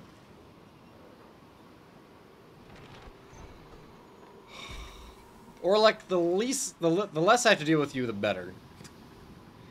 Finally arrives at the Isle of Kaelmer, where still there is no sign of Orlek, or your next adversaries for that matter. Your companions organize a quick search about the premises, leaving you to watch the wagon until the rite's commencement. I don't know, I didn't get in a teaching session in. Oh hey, what's up? Something is wrong, someone's here, alone with you. Is this him, like, choosing to talk with me because oh. That's closed. Okay. Orlek seems to be examining various objects in the wagon. Whether he has noticed you, you cannot tell. What he is doing here and how he got in unnoticed, you cannot imagine. You watch him go about whatever he is doing, examining all sorts of things that you and your fellow exiles gathered on your journey. He shakes his head. All of these trinkets. This wagon, it is most different now. Welcoming, and yet I am unwelcome here, it seems. In my own wagon. Hello. Hi. He directs his gaze at you, acknowledging your presence for the first time. You, a mere shadow. Tell me something. Who are you to them? To know your connections, say you are their reader, you are their friend, you are no one. Say nothing. You may as well know the truth of it. You sense no reason to mislead him. It's true. Your relationship with this band has grown to become more than just your role in the rites. That's true, though. Less so with, like, I mean, Bertrude. I think Bertrude and I are okay now. Who or what you are is of little consequence. Certainly not to the likes of him. That's too antagonistic. Whatever he sees driving at, you can think of no compelling reason to comply. Again, slightly antagonistic. I mean, if I say friend, he's just going to kind of think like, oh, well, I thought we were friends too. And then Arisa fucked me over. And it's like, yeah, but Arisa kind of sounded like just like a bitch. I'm sorry. She had a rough life, but at the same time, like, she did shit. And she didn't seem great. I'll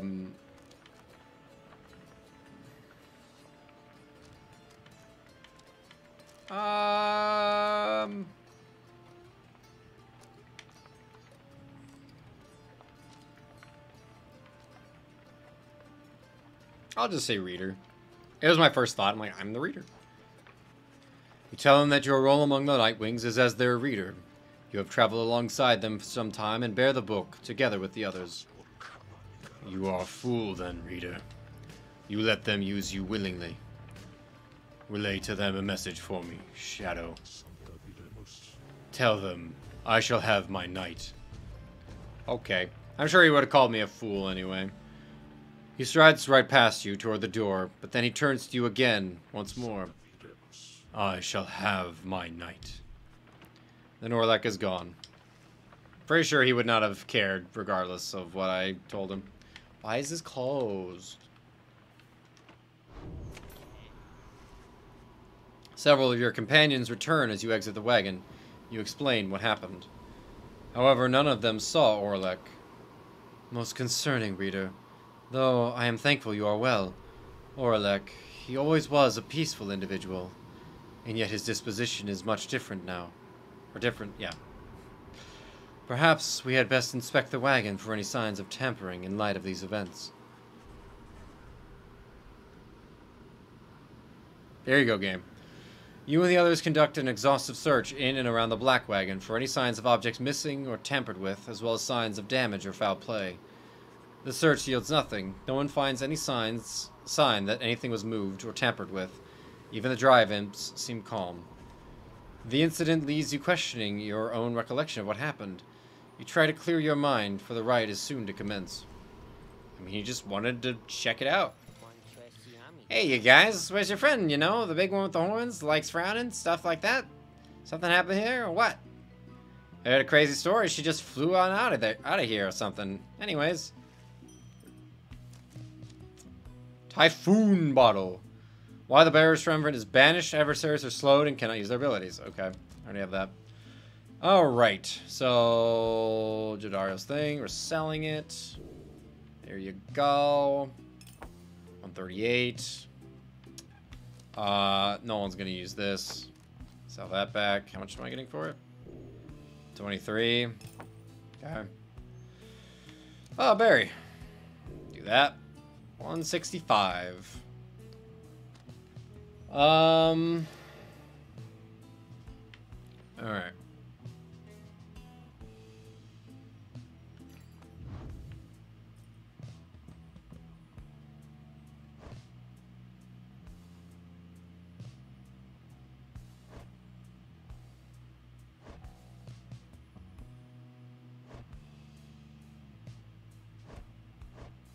Okay. So the only one of the ones equipped that can be upgraded is Tizo's thing, Pamitha's thing, and Headwinds. And those I'm not really interested in upgrading. I don't think that can be upgraded. That can be...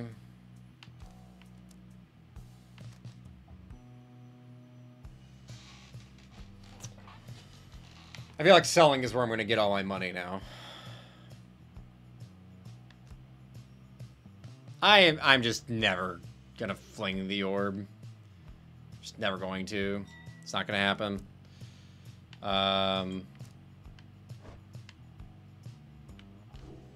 What was this thing again? Transports him farther?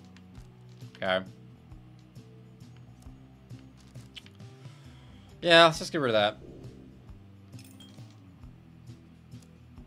So I can do Volfred's thing, or I can improve. Yeah, I'm not gonna use this either. God, these are all like worth nothing now. Oh wait, there's probably gonna be a point where like the last right, I'm just gonna sell everything and probably like just buy up as many of these kinds of things as I can. Permanently grants +1 hold for the next right, +4, whatever. Oh, there's that thing. I've already forgotten. What am I... His thing? Yeah, probably do his thing.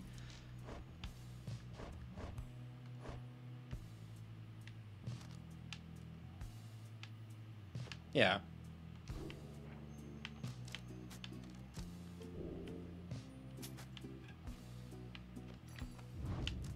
Even though I'm not using him right now. Yay, 3 whole seconds. Okay. So that'll do. They're leaving that. Just look at how much we got this time. Help. Alright. Well, I'm going to take my break right now, and when I return, we're going to do the right at the frickin' imp place, which, God, don't suck. I really hope not. Please don't suck. Alright. I'll be back in just a little bit. Thanks for watching.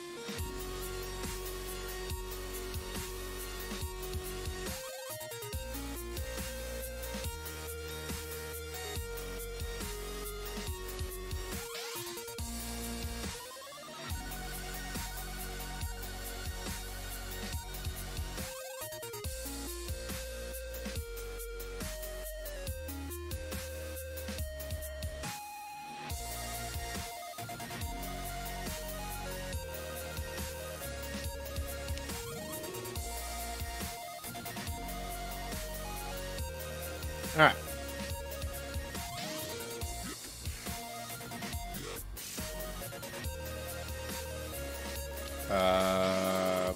There we go. Alrighty.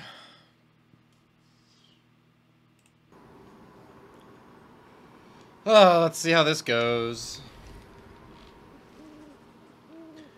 As the sky above the Isle of Kilmer darkens, your companions watch in silence and await the commencing of the rites. Bertrude speaks up after a time. Ye stars now burn for us. But now everything is ready, and the stars begin to shine once more, precisely as foretold. Okay.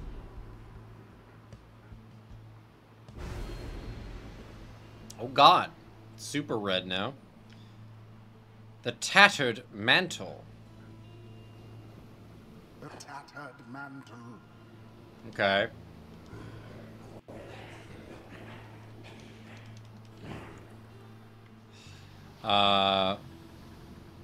Star of the Imp Titan, once slain by the traitor Kilmer Ropecaller. Alright.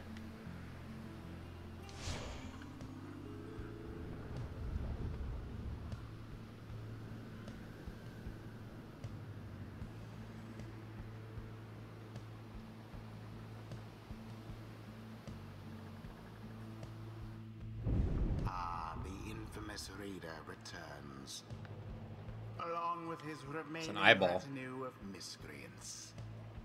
You managed recently to rid yourself of yet another one. Your adversaries, the dissidents. As with you, they must be very desperate for their freedom. They shall not make it any easier from here.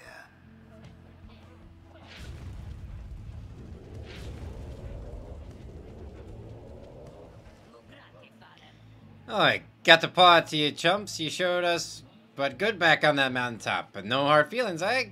Better be you stuck here than that stuck-up Commonwealth. Now come on, mates, let's rip it to shreds. That's some big auras. Your band of traitors.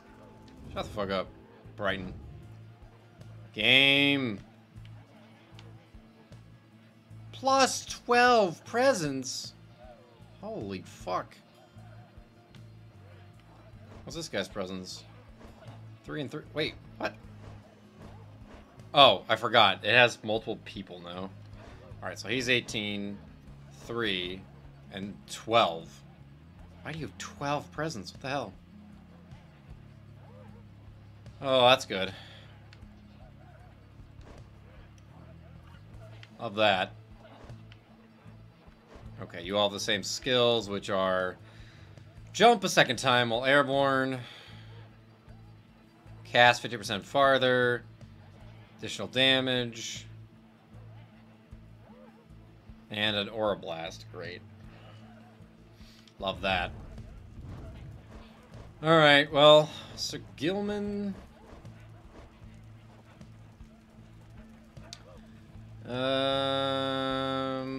Yeah. Try and get Sir Gilman to 5, I guess. Sir Gilman.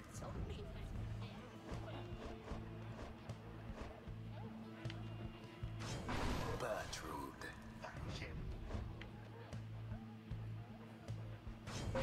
Wolfred. The choice is cast.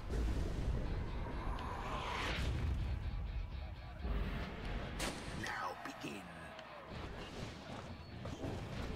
The orb. What is happening?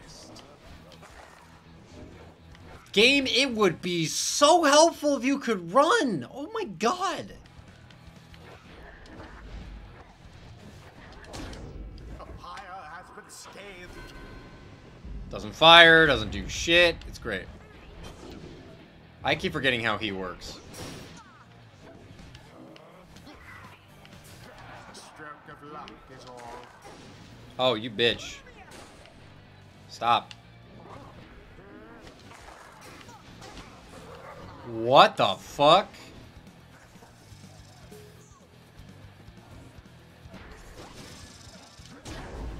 Gertrude's faster than she looks.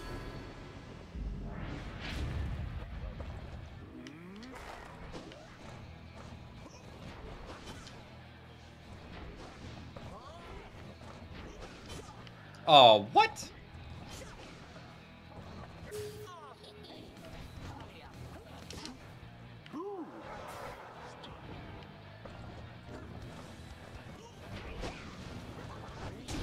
Woo!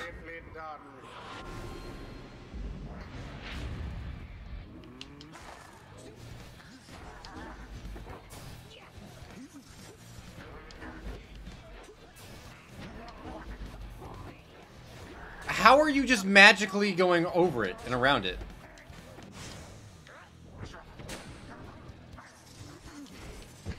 Fuck.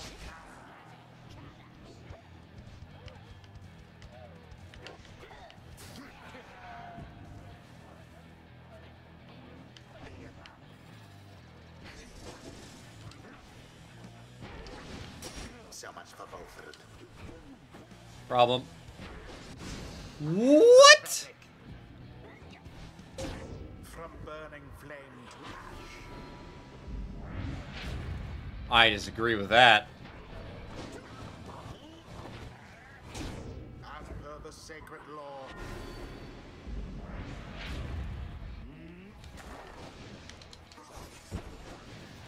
Dude, what the fuck? That one almost got through.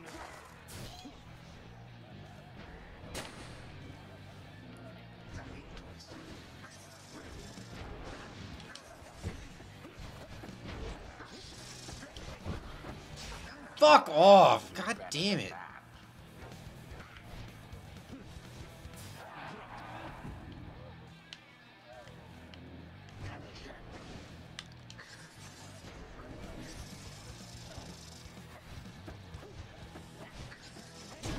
How utterly brazen.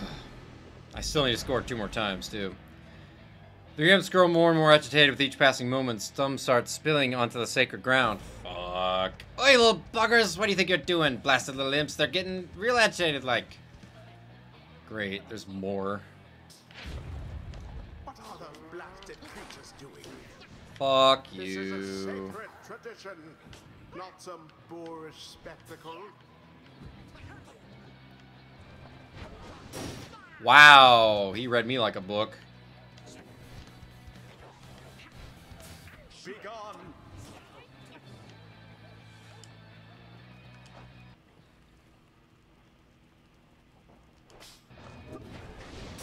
What the fuck? Stop!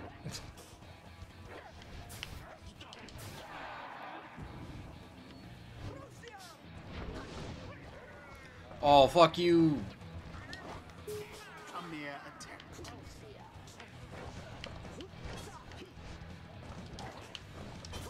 What?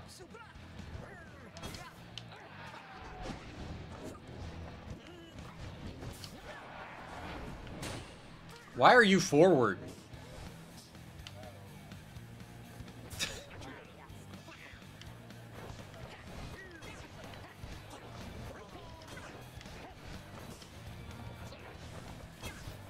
Bye, Barker. What the fuck is happening? Stop.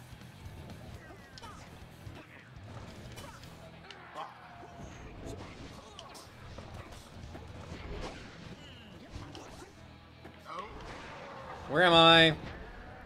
Fucking game! God damn it! Too bad for that one. I can't play this video game.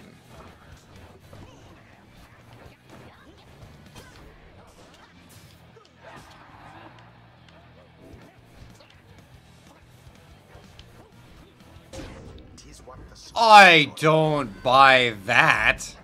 That's a fucking huge jump. The Worm Knight somehow did it. Yeah. Alright, Bertrude. Now end the ceremony. Fuck you.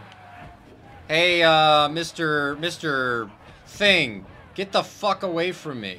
What the fuck? Fuck off. I can't. There's no escaping, dude. Barker's on time out.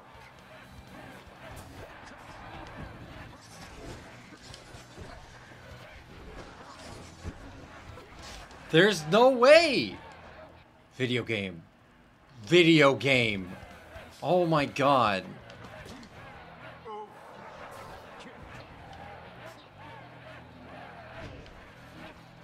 Now go. What the fuck? Why did I just not run at all?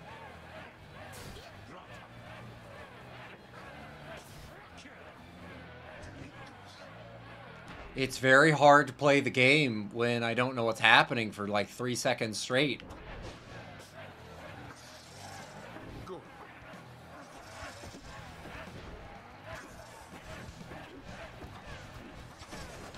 And it is done. God, just like take 30 years to get your stamina back, why don't you? And what the victory it was. The rite is complete. Eh, what happened back there, mates? I'll have your hides for this. He's like, I only care about winning. I don't actually care about Ask now winning. in the wisdom of the scribes.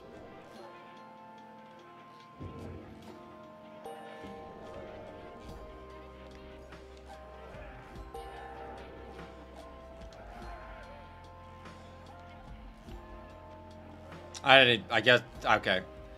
I didn't even pay attention to how far Sir Gilman got. From my sight. Shut up, Brighton.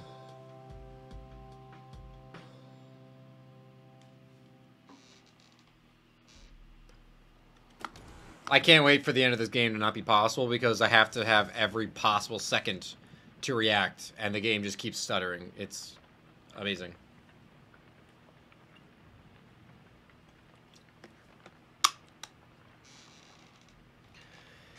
Back at the Black Wagon, you find the lone minstrel examining your fellow exiles after they secure victory over the dissidents rather decisively. It is plain to you that none of them look well. The lone minstrel notices you there and turns to you. Reader, the faster turning of the cycle of the rites has put a strain on everyone. We have multiple cases of banishment sickness this time. Fuck. It is fortunate that your other companions are available to conduct the coming rite, because I fear that this group here requires rest. Everyone I just used. This is why we have Headwind, at least. You bid Sir Gilman a swift recovery, and he nods weakly in response. You exchange a look with Wolfrid, who seems exhausted after the last rite. As for Bertrude, it is clear to you she wishes to be left alone right now. You leave the lone minstrel to look after them, and turn your attention to the stars that remain shining in the dark outside. So it has to be Tizo, Pamitha, and Headwind. Great! Could possibly go wrong here. The stars yet shine for you, revealing various paths forward. Oh. Gol. Milith. Lou. Probably Lou if I can... Yeah. Probably Lou. Oh my god, game. Can you go 5 minutes without being absolute garbage? So yeah, again, like this is like middle of the pack now because I've beaten both of these guys recently. So again, I'm not changing. I'm probably never going to get to change it from the withdrawn. So they're pretty much a guaranteed next, or accusers if I only can choose them, but I probably wouldn't. I'd rather fight the withdrawn. Especially because what's-her-face, Udmilde, is like less than she was. So probably do the Pyre Hearts and go to the place I haven't been to, I think, since the first time I went there. Oh my god, game. That's right, this is that place that... Fucking hell.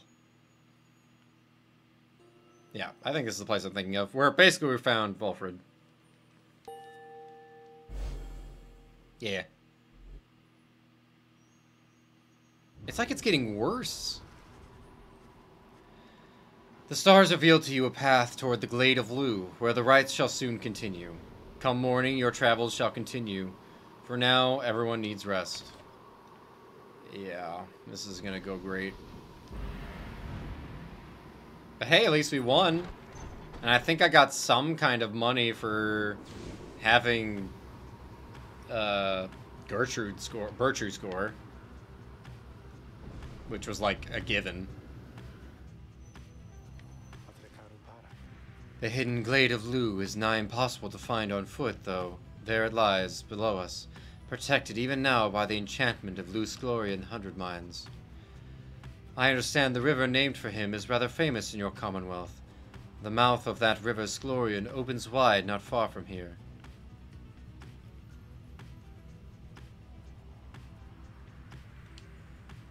It was there that limbless Arazek was defeated, turning the region lush and livable at least for certain denizens, although of course not everyone believes this.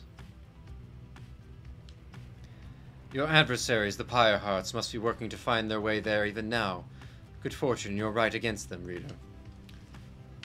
Alright, anything else around here that I can check out? Yeah, look at that boost, it's so strong.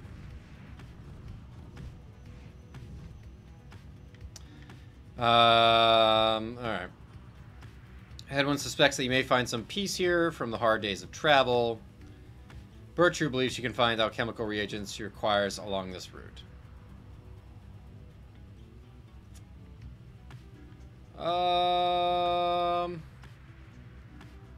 Wasn't there another area here? I mean, this seems more like... I don't know. Like, if this is gonna help her, I know she can't compete, so... But if it was just like, here's stuff you can sell, then I would consider it, but it doesn't seem obviously that, so... Ugh. Hedwyn gathers everyone together in a quiet spot he found. Somewhere in the razor brambles of Needlefield, the expression on his face soon softens. We've been pushing ourselves now for a while. Everyone, we're taking the night off. Set aside your troubles and concerns as best you can. They'll be waiting for us in the morning. As for me, dinner's almost ready. Scree! Seems to be enjoying himself already. You'll have to show me what you people do for fun. We would know more of this night off of which you speakest. Okay. In time, everyone takes Hedwyn's request to heart, each in their own way. It proves a pleasant evening, and the group's spirits are lifted to some extent, especially once dinner is served. Even more hope for the next rite. Damn it. Hedwyn again! Hedwyn seems preoccupied with something, but sees you as you approach. Hey, my friend, come join me for a bit.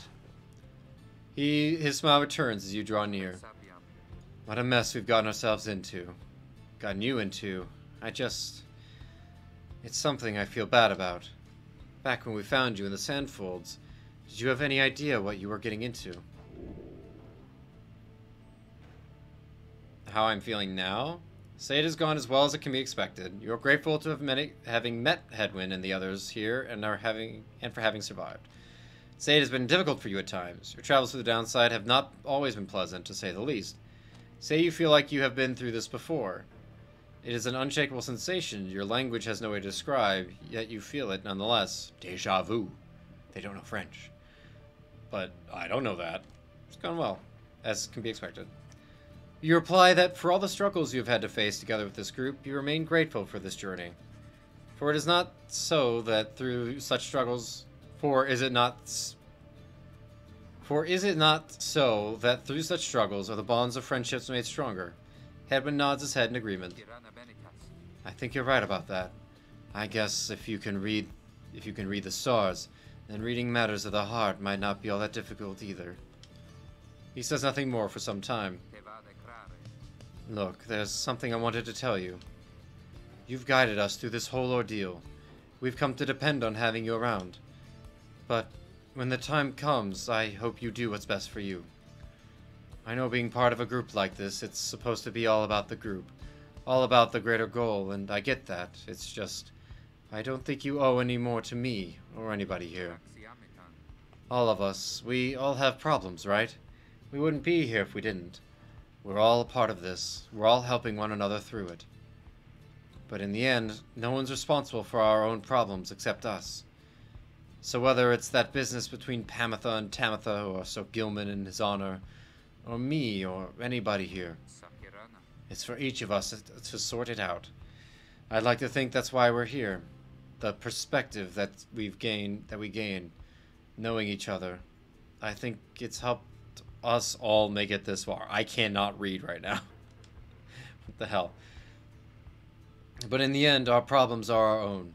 No one's expecting you or anyone to set them right for us. Or so I keep saying to myself. It's all any one of us can do to deal with our own problems, then also have to deal with each other's. I think we're all just grateful at this point to have each other for support. So thank you, my friend, for yours. Now take care. I'm off for a bit. Okay, bye. I'm tired of reading. of reading your dialogue. He lays a hand on your shoulder as he heads out of the wagon. Alright.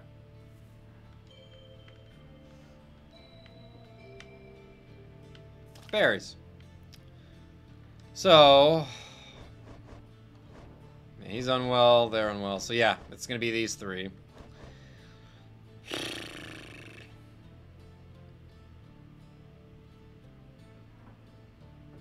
Sure. I mean, he's fine.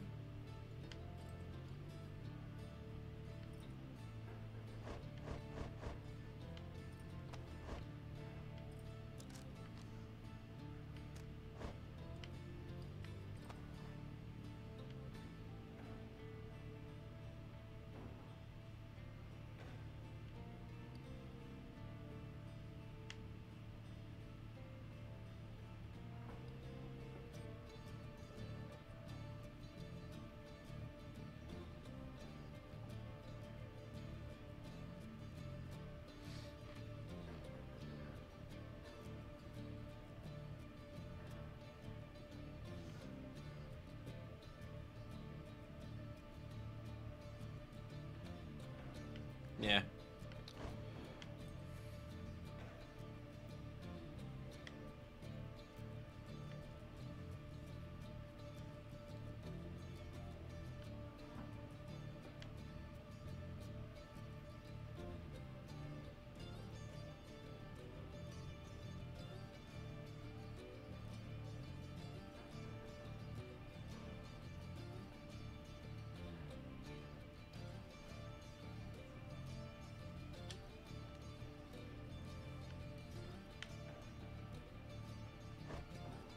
I don't know.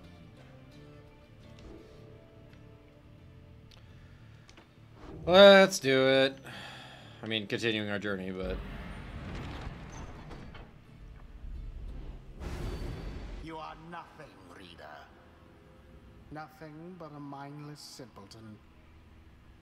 Your every action is a stain upon the legacy of the 8 scribes.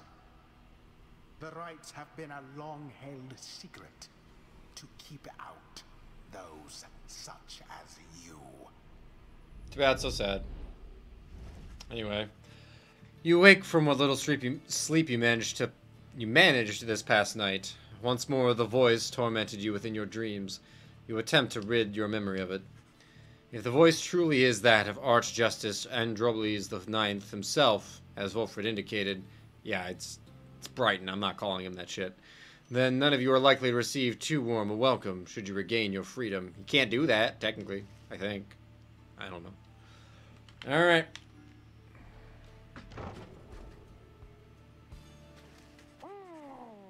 Oh, hey. Here in the thick underbrush of Black Basin, you encounter a messenger imp come to deliver news and rumors from the other side. The news this time pertains to Jodariel, whom you liberated at the fall of Solium. You learn Jodariel's past transgressions have all been forgiven. She soon was to be reinstated on the blood border on the presumption that she wanted her old status back. Or status. In fact, she was offered an especially prestigious leadership position in the First Veil, for a demon such as she could not be seen in the streets.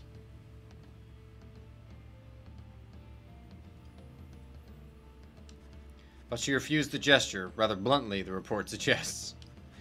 Instead, she sought Volfred's agents, as well as several of her former fostered sons and daughters, and so the ranks of the revolution grow stronger. The last part of the Messenger Imp's news must have been damaged in transit, though it appears to be in Jodara's own words. All you can tell is that it says, await. She awaits us here. You thank the Messenger Imp for relaying the information. Your companions are excited to discuss the news. Kee woohoo. Is fired up about the news of Jodario's return to the Commonwealth. Having someone of Jodario's will and stature with us on the other side shall pave the way toward a brighter future. Wonder what the rest of her message said. There's nothing she can't handle. I miss her bad sometimes, but I'm glad she's alright. She is an inspiration to us all, or to this night she is at least. We can envision it, a demon such as she set loose within the Commonwealth. The news of Jodario's liberation fills you and your fellow exiles with newfound resolve. Even more hope! God. Coming back super fast. Maybe, kind of, not really. The Glade of Lu. That's all I got. Nothing else going on in here.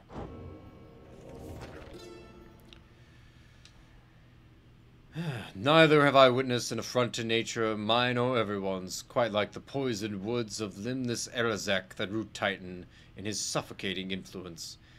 I shall leave it to the boastful Underking to tell you more of Erazek's vanquishing, whilst I may tell you something of the glade that he protected, which became my own.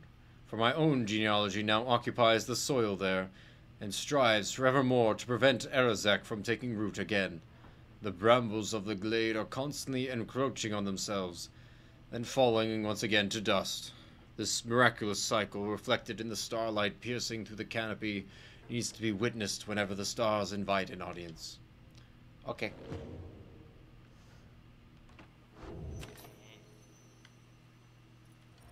What's up, dude? Oh, hey, guys. You know, you just missed some other customers, and I sold them some of my best stuff. Not better than the stuff I sold you, but if you run into some guys with good stuff, you know where they got it.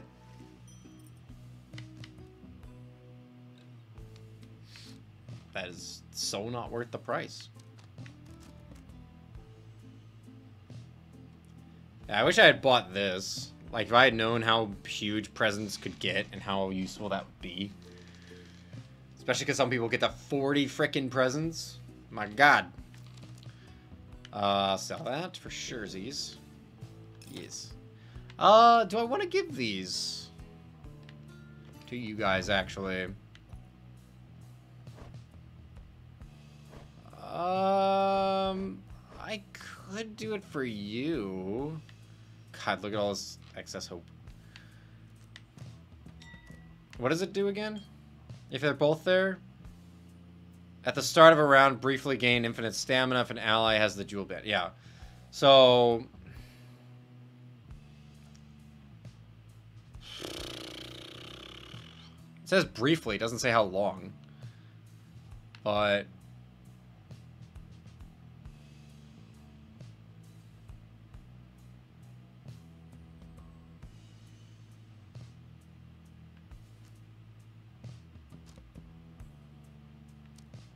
yeah, sure.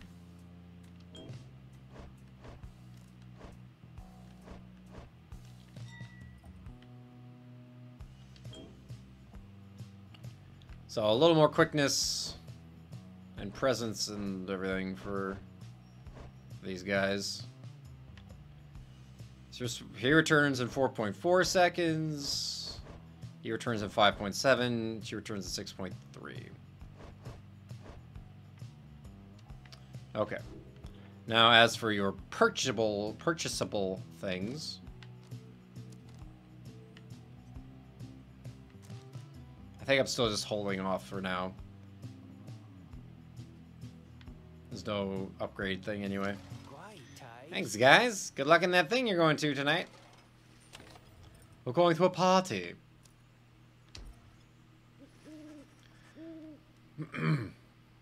The night grows dark over the glade of Lu, and you and your companions stand prepared at the appointed place at the appointed time. Pamitha and your fellow exiles exchange expectant looks, some with each other, some with you, though everyone is rather quiet now in one another's company. You sense a vague concern in Hedwyn, perhaps at having to confront the Pyre hearts once again. As for Volfred, he seems very much at peace, waiting for the stars to signal the commencement of the rite. He does not have to wait for very long. Instinctively, you clutch the Book of Rites as the stars above take hold of everyone's attention.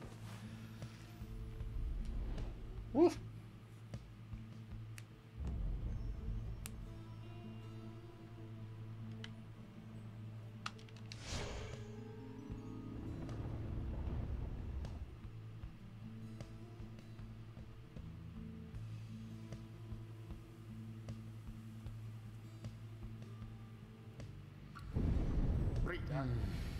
I am still very cross with you, you know. To think I saw in you a worthy heir. I'm very cross with you, you know. Not to the legacy of the Night Wings, but to the future of the Commonwealth. That traitor Volfred. Only a fool would be seduced by his audacious promises and his dangerous ideas. That, dear reader, would make you a fool. I have no choice but to explain it thus, so even you could understand. And that's why I would never be on your side. Some of us still have our duties to uphold. You! Again, you come to torment us? You almost got our hopes up last time, but not this time. The Pyre hearts. Let us show them what the Nightwings can do. Shut up, Volfred. You can't compete. Why are you talking? Who shall it be this time? Yeah, of course my biggest heavy hitters can't protect here. So I think Tizo's gonna stay back. And she only has 9 presence, so she has to kind of be my forward. Okay. Oh, hold on. What do they got? Oh, he's almost fully enlightened.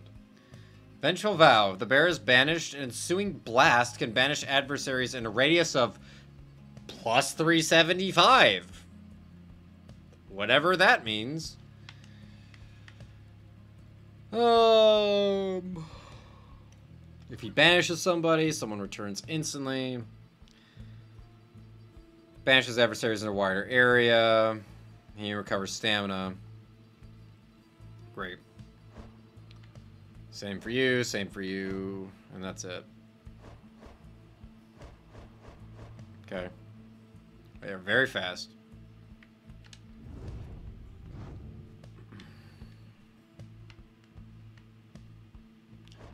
I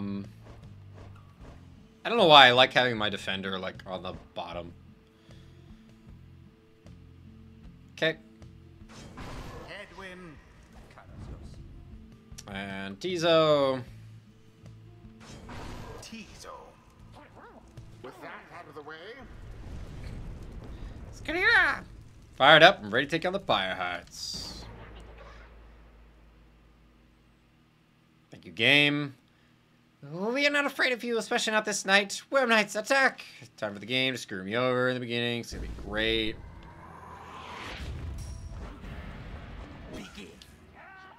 See, again, it would have been great if see, like this.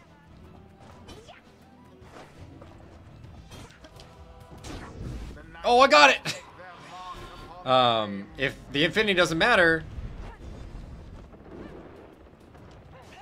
Oh, you bitch. Yo, got him.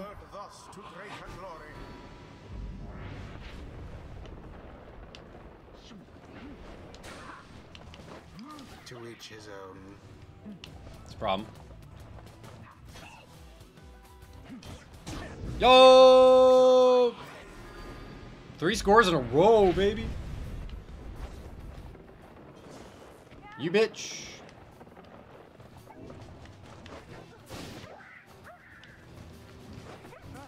'Twas dangerously close.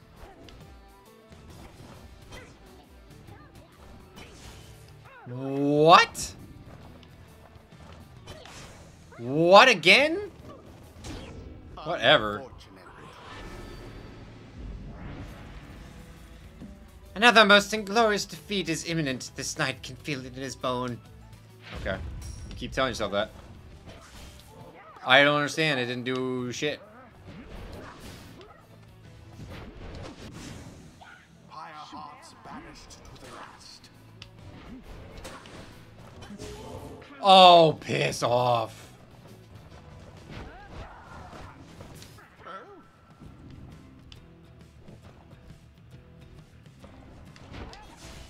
I don't understand.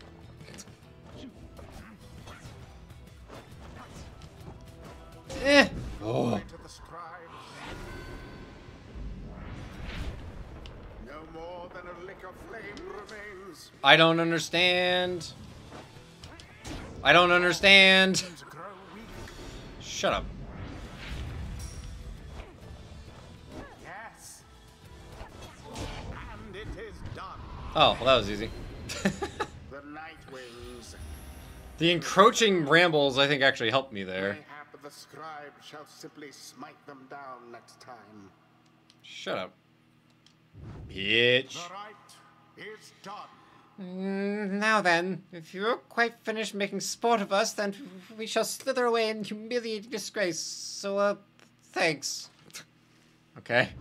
There is much to learn from this experience. I know Headwind cannot rise. Oh, Tizo. Understanding deepens in the mind of the imp Tizo. High as fuck! Give thanks to Hob the Swallow for watching over and protecting him, his great-grandfather. Alright, what you got? Deals an additional 10 when dowsing.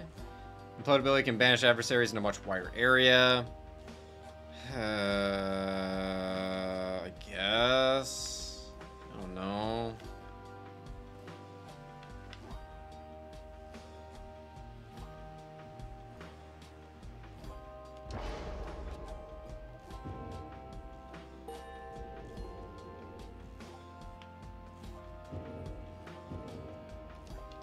May misfortune find you ere the turning of the stars. What a bitch.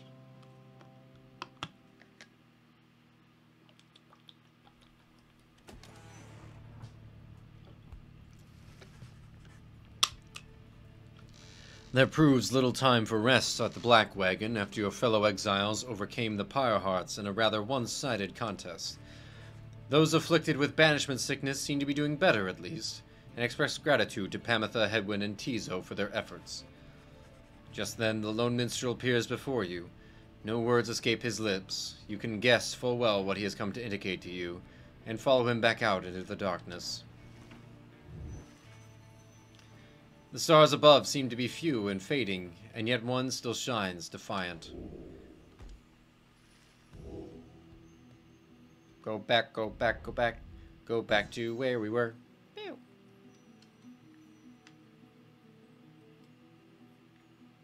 I have got to figure out why the hell it's doing this. There has to be a fix, dude. This is ridiculous. It's unplayable. Why is his face got the star on it? Why is that?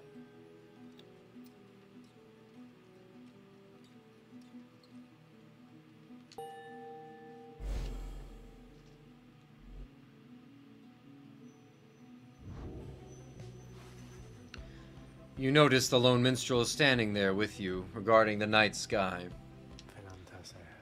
The Gate Guardian and I, we have paid witness to the liberation rites upon the fall of Solium for a long time. We have seen so much. And so, I am a bit taken aback, is all, to see something which I have never seen. You look upon the stars together for a while, then... I wish for you good fortune, and the wisdom of the scribes on your ascent. The lone minstrel leaves you there alone under the night. It has grown very late, and you need rest. The Black Wagon shall have to take flight again come morning. Again! You can tell something is troubling Hedwyn from the moment you approach. You are not the only one, either. Looks like a case of broken heart to me there, reader darling. Trust me on that one. Hedwyn overhears. It's nothing. I think all the travel's catching up with me is all. You don't make much of a liar, Hedwyn darling. Now then, let's have a name. Or his. That's obvious, isn't it? Is it that obvious, is it? That obvious. Now go on. Hedwyn hesitates a while, then... Her name was Fikani. I was like, we're waiting, yeah. Fikani? Why, that's a harp's name. Yes, she's from the mountains, same as you. You don't mean Fikani Shang, do you? We feared her lost in the gorge. Oh? A brief acquaintance. What? You know her? Come on, Hedwyn. How many of us harps do you think there are? Your Commonwealth has been rather successful scouring my people from our world. Scoring? But yes, Fikani Shang and I spent some time together in the past. Flown a few sorties now and then. We were in different units, though. She was reconnaissance, if I recall. She said as much to me, but what happened to her? When you were sentenced, it was about a year after me, wasn't it? So, maybe... She was alive and well when last I saw her. Got back from the gorge with a few scrapes and some good information. Granted, that was several years ago. Who knows what could have happened since? Though I must say, she never mentioned you. I'm impressed she managed to keep secret your relationship. She could have gotten herself into some real trouble. Yeah, if she mentioned him, she would have been screwed. So that's probably why she didn't do that. You keep her secret too, please. Oh, don't worry about me. Down here, I'm in no position to betray any more of my people. And besides, I liked Fikani. And you're not bad either. Why not? Why, this is rather sweet. Hedwyn just stares at her. I'm sorry, Hedwyn. I wasn't trying to make light. I wish that I could tell you more about her, though I think that you must know her better than I do. Yeah, look, I'm sorry too. I didn't mean to get on your case about it. It's just... I don't like to talk about it much. It's a lot to have to explain. I understand completely. So then, now that the awkward introductions are out of the way, could you tell me any more about what she was like? Well, let's see. They continued talking for some time about Fikani, and about how such a relationship would have been seen in both the Highwing Remnants and the Commonwealth. Yeah, probably not good. Unfortunately. For Hedwyn, just knowing that Fikani still lives, or at least that she was still alive after his exile, lifts his spirits. Anyhow, if you get out of here, or I get out of here, we'll have to seek her out. If I go first, I'll let her know you're in one piece, and thinking of her still. Thanks, Pamitha. That means a lot. Don't mention it. As the conversation winds down, they bid you and each other a good evening, and go their separate ways. Aww. That was nice. Alright. Oh, I never asked you what you were thinking from last time, because it always kicks me out after I do one of those. What's up? Please, reader, leave me be. I ask you, leave me be. Go about your business. Go watch the stars die out and get your idiots their freedom. And you be sure to tell that herald with whom you consort that Sandra the Unseeing did her job. You tell him that. The voice? Yeah, fuck that guy. Perhaps that way he shall put in a good word, and the scribe shall finally provide for me a bit of reprieve. Yeah, he ain't gonna do anything I ask. I do not know what else to do, reader. But you remain with her, letting her draw whatever strength and comfort from your thoughts as you are able to afford. That was kind of you. However, let us conduct our business. I care not for your pity. Do not come visit me again like this without my asking. I insist. Yeah, okay. Alright. Onward we go. Back to the mountain. Did I just hear someone like scream? What the hell's that?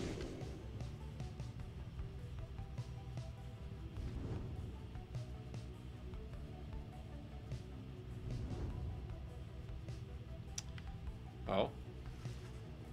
Something appears different now about the sacred mountain west of here. The land near Emperor's Ascent and Emperor's Fall appear ashen. Oh? On the other hand, the once precarious regions below, which you know as Temple High Road and Temple Cistern, seems swept clean by the elements. Hedwyn observes all this alongside you. Some weather we've been having lately. It's like all the downsides getting ready for the rites to end. Looks like we can make landing closer to Scribes Gate this time. I guess I'll take it as good news. Less time we spend having to climb the mountain, the more chance we'll have to rest up for the ride itself. I'll go tell everyone to get ready to land. But it's less time that I could, like, read for you guys and shit. I don't like it. You sense Sir Gilman shall gain favor from the scribes if you land here. You sense Pamitha shall gain favor from the scribes if you land here. Well, assuming everyone's ready, Sir Gilman is the next one out, I believe. Game. Oh. Once more we sail above the fall of Solium. The temple to the 8 scribes awaits us at the summit. None have seen the temple, save for those worthy to conduct the rites there. Myself and my counterpart Celeste. You may then wonder whence it came. The cycle of the rites has turned since the beginning of this age. Over its course, whilst waiting for the cycle's turns, some exiles thus paid tribute to the 8 scribes. I think the scribes may not have wanted such extravagance, or the carved effigies to them along the way. Yet it is for triumvirates to decide how best to honor the rites. They chose to honor them as you see there. How you remember this, of course, whether you even wish to do so, that is yours to decide. The scribes would not want otherwise. Okay. So, Temple High Road? For Sir Gilman? Yes. You arrive once more among the great heights of Mount Aladiel. It appears that Udmilda and the Withdrawn have already arrived along the other route. Okay. No one's in there. Lame. With some time to spare after having landed, you join Sir Gilman on a brief expedition to the monument of Jomir Manymane. This knight now understands what he must do. His good companions, they inspire him to greater deeds. He shall prove to them that he is worthy of their friendship. Surely he can have his honor back if they see fit. You return to the wagon once he has finished paying his respects. You have occasion once more to pursue your vacations. Finally! And +2 presents to Sir Gilman. Alright. Take every little bit of presents I can get. Hey, the animation didn't stutter. Cool. Alright, so Tizo's level 4, Sir Gilman's level 4, Pamitha's level 3, Volfrid, and Bertrude.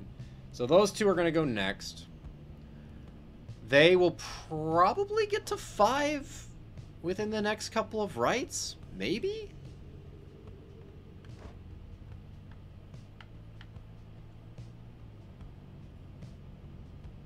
That's pretty good. I think that's the one I'm going to go for. Yeah.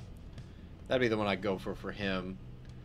Like, I would assume that he's going to get to 5 by the end. And same with Bertrude. So I'm not super worried about it. Tizo's not going to get to 5. He's as far as he's going to get. Sir Gilman's leaving this time, so it doesn't matter for him. And he's not getting there with this inspiration. So I guess it's Pamitha. She's not going to leave this time right now. So I can at least maybe get her to... Okay, maybe not. She's not going to get to level 4 this time. But who knows? We might get stuck having to use her again anyway.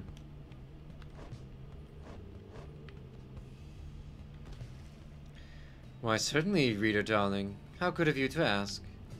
You sit down with Pamitha to go over some of the subtler aspects of the rites, such as the state of banishment and how to return from it.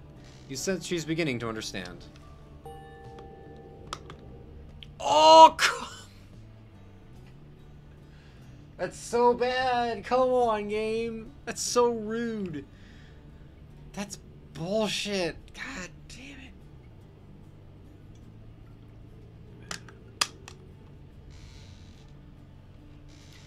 It is a strange sensation, to be sure, though it gives to you a moment to reflect.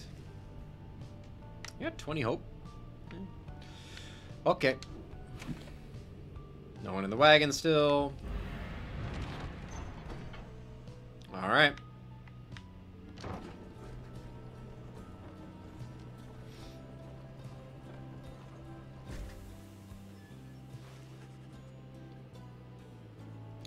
Again, you stand before the Scribes Gate, where the gate guardian regards you all above an archway carved from stone. The exiles of the Nightwings, you must know by now that once the stars no longer shine, the rites shall cease.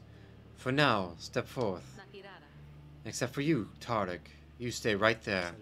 Oh shit. Greetings, Celeste. The Nightwings are prepared.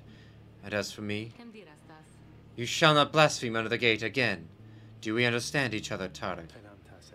Aye, Celeste. I apologize for my behavior before.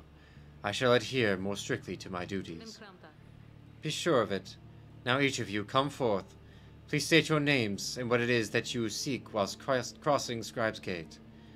It's like, what's going to happen to these two once the rites are over?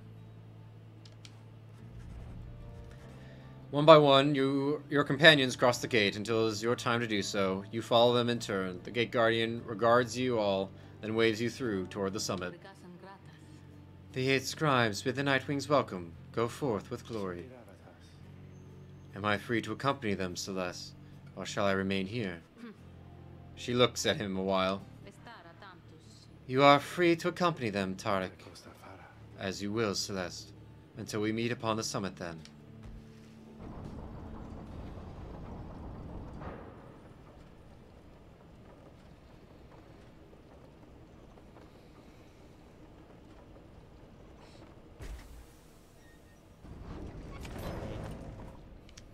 Anyone in the wagon? No?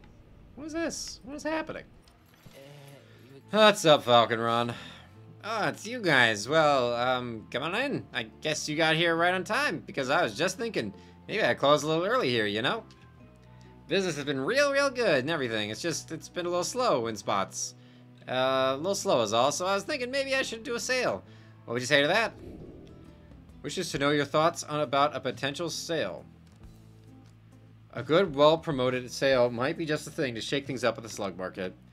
It is important from an economic standpoint to not undercut the value of well-crafted goods. I mean, the obvious thing is to get a sale, right? Like, that's just the obvious thing you should do if you actually want to buy things. My only other guess is, like, he might give me something. Or, like, have one thing that he introduces for saying stay strong. But, no.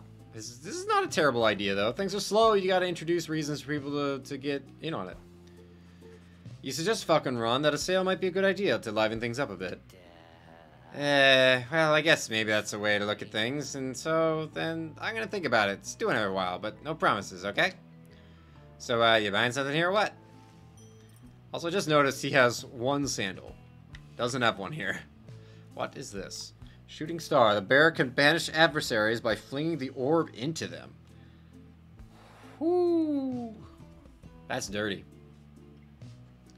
Another one of these. Another +4. Sell this. Proceed. I should have gone to the wagon. I still can, I guess, technically. Hold on. Appreciate you doing business. Be sure to tell your friends, okay? Nope. Okay.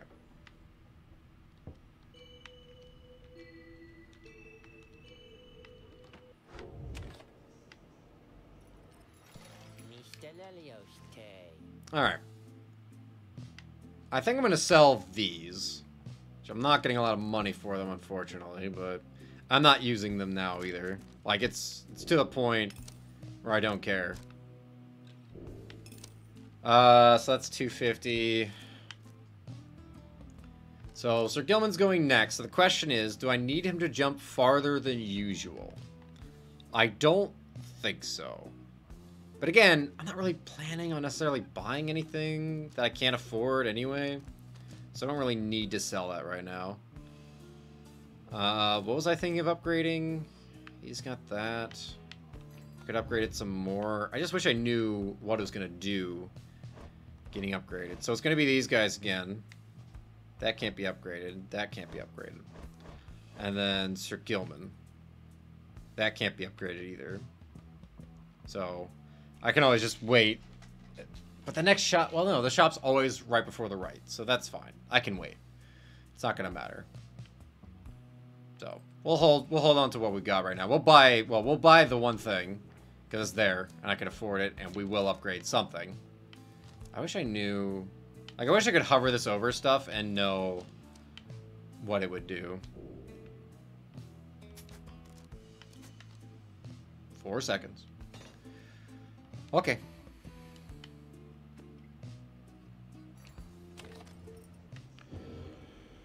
Forged findings. What? Why did I just get a page?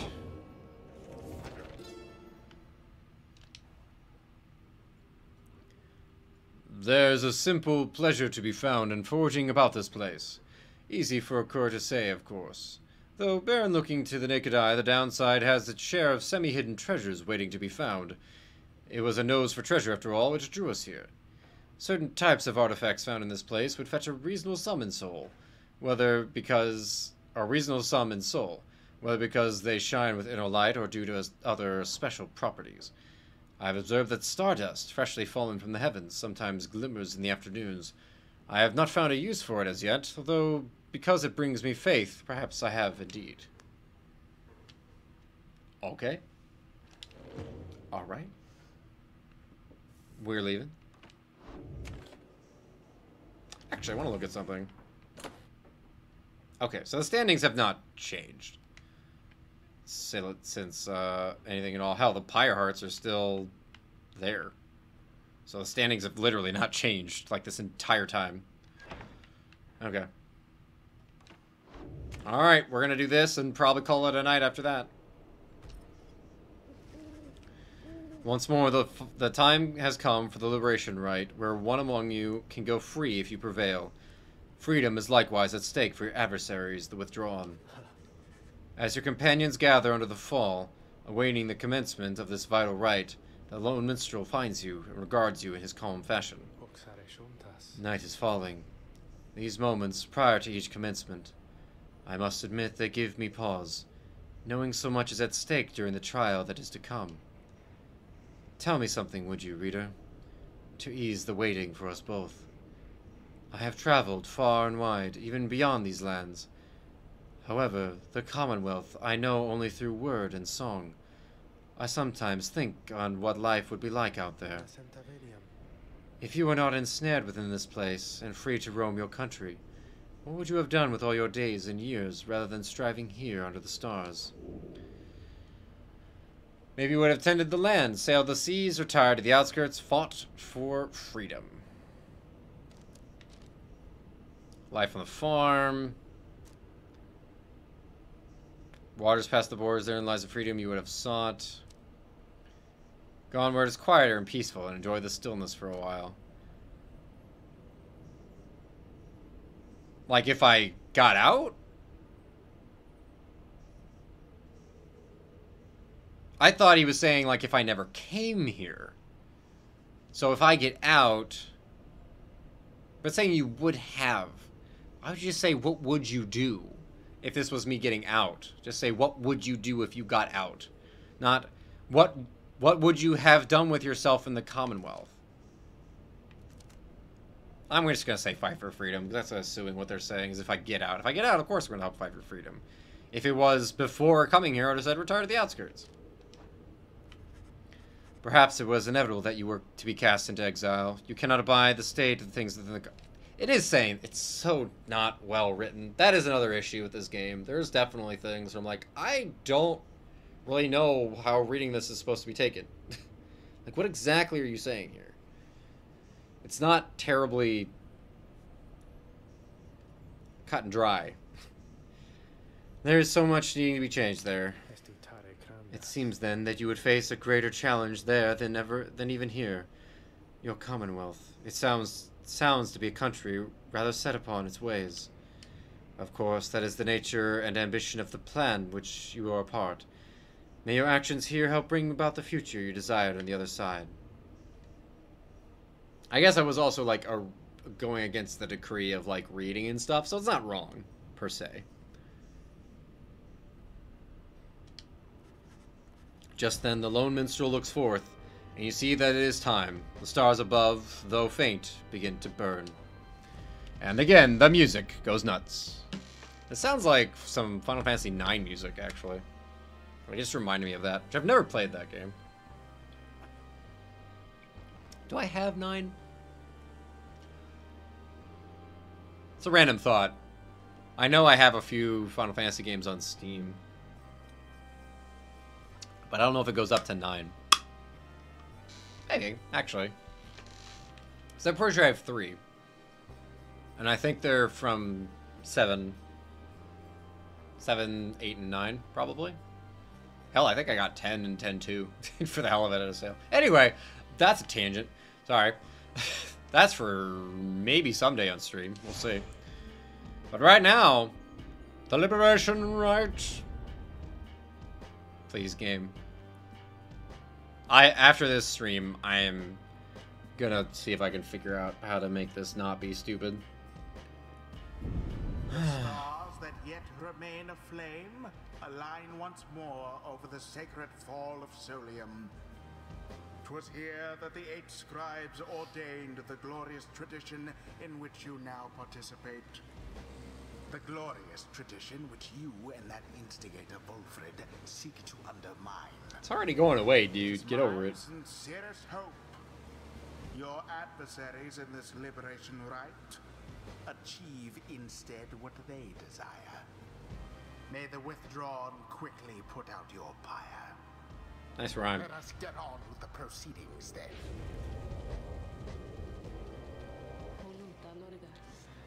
The pyres burn, and each of the triumvirates is present and prepared. I concur. The pyres burn, and each of the triumvirates is present and prepared. Then, anointed one of the withdrawn, come forth now and declare yourself, and pay any respects you have unto your adversaries, the Nightwings. The bog dweller, Udmilde, appears from the shadows and reaches for her mask. We are known to the bewitched Unhilde, whatever. Adversaries, they're nothing to us or the one we serve. Yo, we broke your mind or some shit.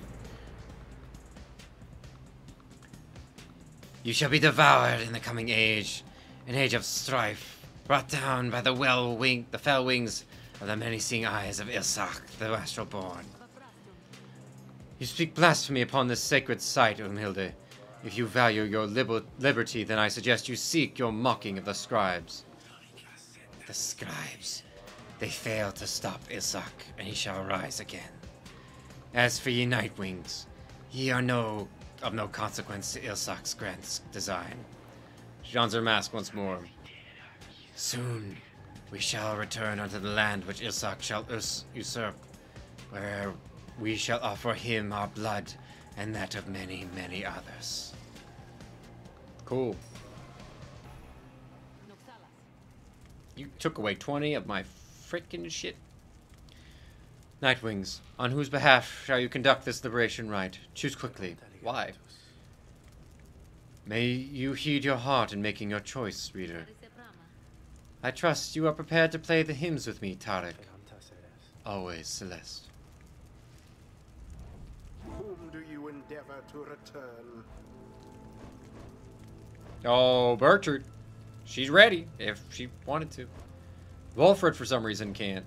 Pamitha's so close. Tizo can't. I don't understand how you're supposed to have any idea, like, oh yeah, you're gonna be available. You're just supposed to say, like, I guess you might at least be available, even if I don't want to get rid of you. Alright, hold on. Is this the Frozen Flame thing? Frozen Soul? Yup. Oh my god, video game. Oh, she did it too! She did it too! She did the thing! So she's gonna deal additional 5 damage regardless, just period. So she's plus 5 glory. So she's 30 attack. Or blasts a wide area, banishing a larger area. I don't get what that means. It'd be great if you could, like, try these out before choosing one. Because it's already a wide area. Does it just mean the angle is more? Or does it mean, like, the lines in between are, like, less space? That would be better. Milda pounces on an adversary. She instantly recovers all her stamina. Ooh. Okay. She's got a big team now. Okay, so they're all doing 30 damage, huh? Alright, so just straight up, they're all doing 30 damage. When flinging the orb into the adversary's pyre, plus 4 damage. So they can do 34... No, because it's less when you fling it, right? It doesn't tell me that on here, does it? But I'm pretty sure... Let me see. Yeah, it does not tell me.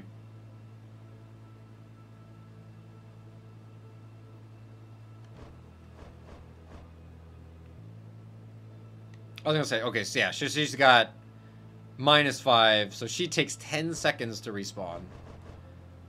And they almost take 10 seconds anyway, so... it didn't make a huge difference. Okay, I didn't actually, hold on. Their presence... pretty big. Yup. That's a lot of presence, okay. But that's what hers is. Alright. Sir Gilman, you're going. Sir Gilman. Has this knight at last regained his honor? Let us now find out. Who shall strive for him?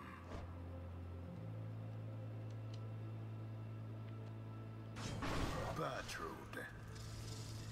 Then we shall do what is within our power for that one.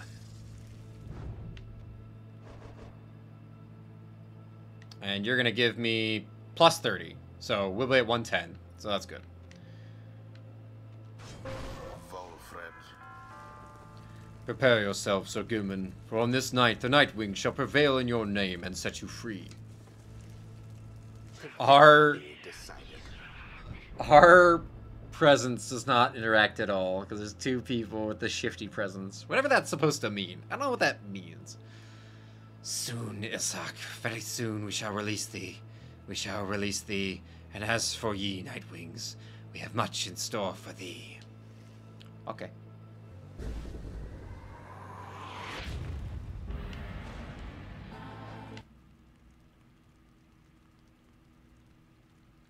Also, so thinking about it, as I take this moment, I guess that is Celeste and Tarek playing and singing the theme. I never really paid attention that it was two separate people, but it sounds at that first, like, 2 seconds that it was two people. Also, by the way, does this look like a person down here? I think I noticed this one day on the main menu, which I think all this is the same. This looks like a person. Possibly. But the pyres, I have to assume, is a reference to burning the books, because, I mean, these are clearly burned books. But it's weird that the whole, well, I guess not the whole game. There's also the pyre in the rights. So, but it's weird that these are here. Okay. Commence. Fuck. Whoa, how did that work? I got it.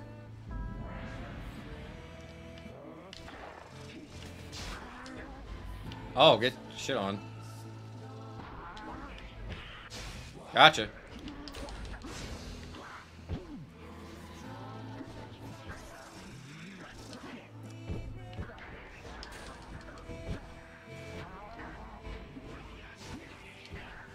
Oh! I didn't land on it. Okay, okay. So far, so good. Oh, whoops.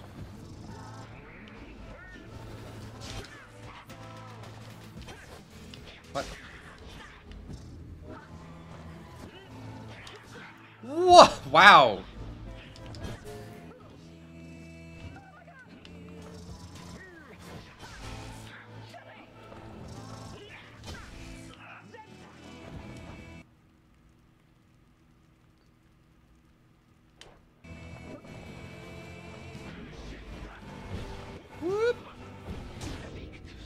I think she pushed me forward.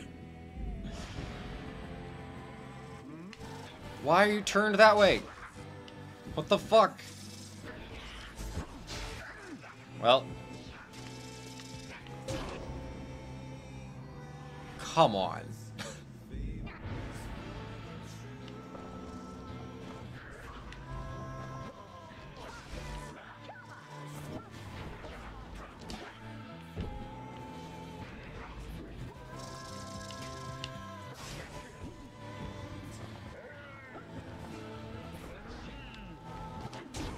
Okay. Isak, we invoke thee, for we seek thy ancient strength. Befoul thine enemies within thy blood. Damnation to the Nightwings, damnation to the Scribes. The invocation of Isak, your adversary, which Milde's curse, shall summon forth dark pools of banishing ichor, wheresoever any exile is banished here this night. Uh-oh.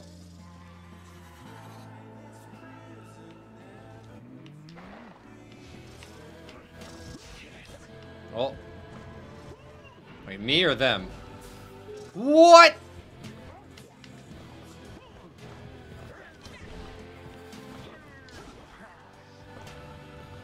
Where's the ball? Oh.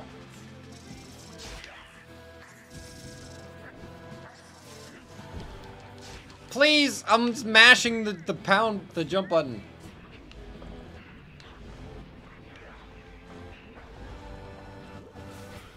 Oh, you suck. Somebody get the orb.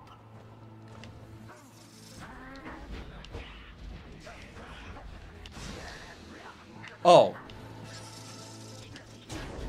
Yo. Alright, one more. Doesn't matter who. Once more like that, and we are finished here. Stand not in glory's path. Up. And there it is at last. Let's go. The Nightwings Let's go. proved their worth. See you, Sir Gilman. Their adversaries they defeated utterly. Yup. Alright. Thus ends the liberation rite.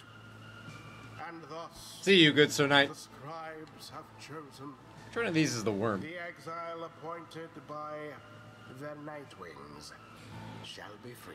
He's so sad about it. Absolved of all misdeeds. Which? Return Oh, there it to is. glory Okay. Middle right. in the Commonwealth.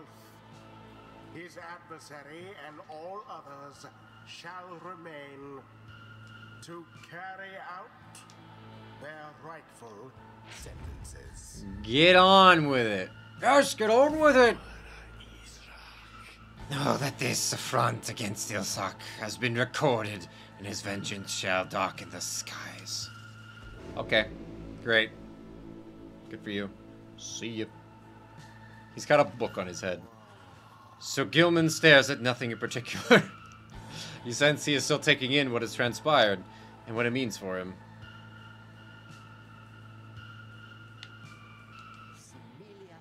So then, this night, he is to be free.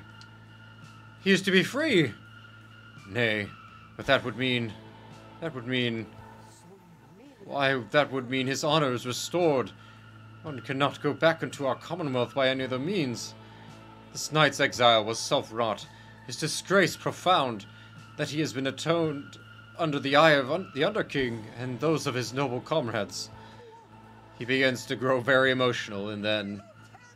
This knight loves you all! He loves you all, that you would strive for him. Let him join your noble quest, and let him join your noble quest. This knight does not feel as though he is deserving of this outcome, yet the result appears inarguable. Even now, this knight is drawn into the Shimmer Pool. Our time grows brief. Therefore, know this, beloved friends. This knight shall ever strive on your behalf, here in the Commonwealth. Though his honor may have been restored, his true journey only now begins. And so, good friends of the Nightwings, this knight must now bid you farewell. However, the bonds we form together shan't be broken by mere distance. Nay, strive on, good friends, strive on! You can still hear Sir Gilman as he vanishes into the Shimmer Pool. If this lovely knight could have achieved such glory, surely can you all. For now, farewell, farewell. Godspeed, Sir Gilman. No. Perhaps the scribes are watching, even now. Watching as their glorious tradition draws to a close.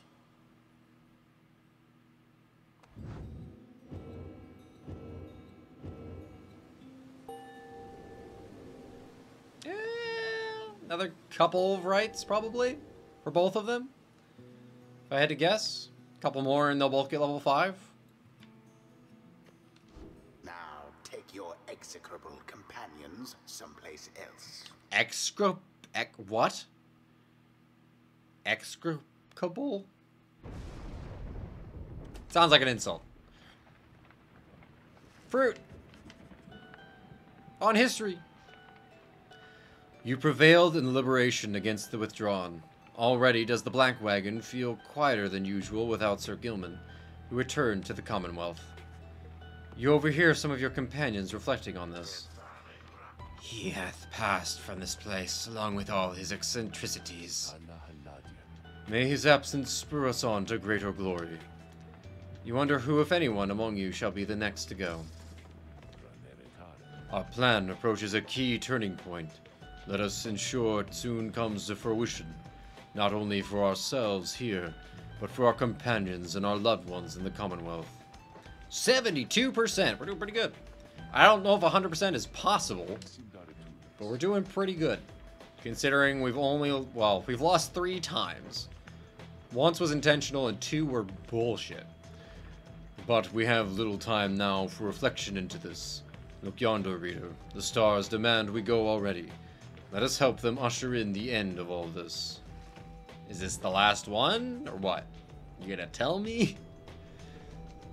You turn your attention to the glimmer of the stars.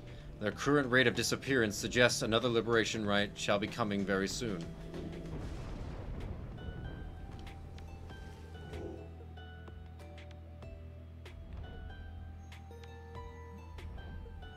Oris. Kaelmer. Goal. 3 options, huh? Okay. Okay. This is the bottom ones again? Yup. So it doesn't really matter which one I go against. The fate is right behind the accusers.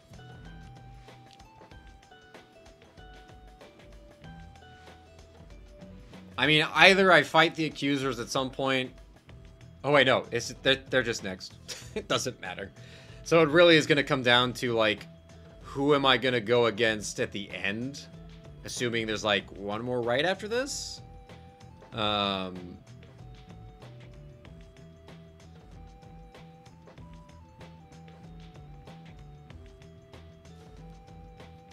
What I don't know... Because I don't know how many are left. Like, it's hard to plan and be like, okay, this is one that, like, I want to keep down in terms of favor, you know? I mean, Chastity still have 0 favor. And I think the odds of them catching up to even the Pyre Hearts is probably not going to happen.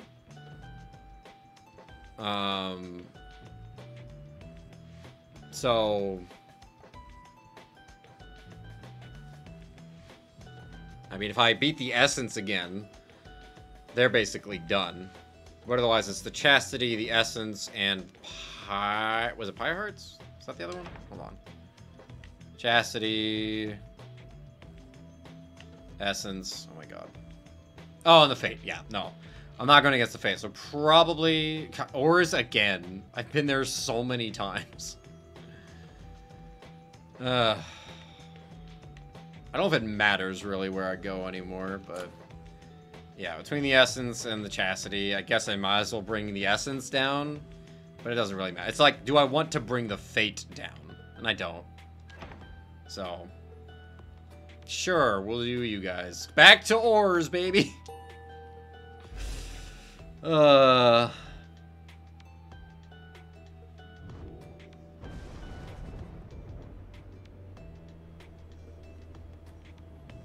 Now the stars bid you to return to the hulk of oars. It is really late, by the way.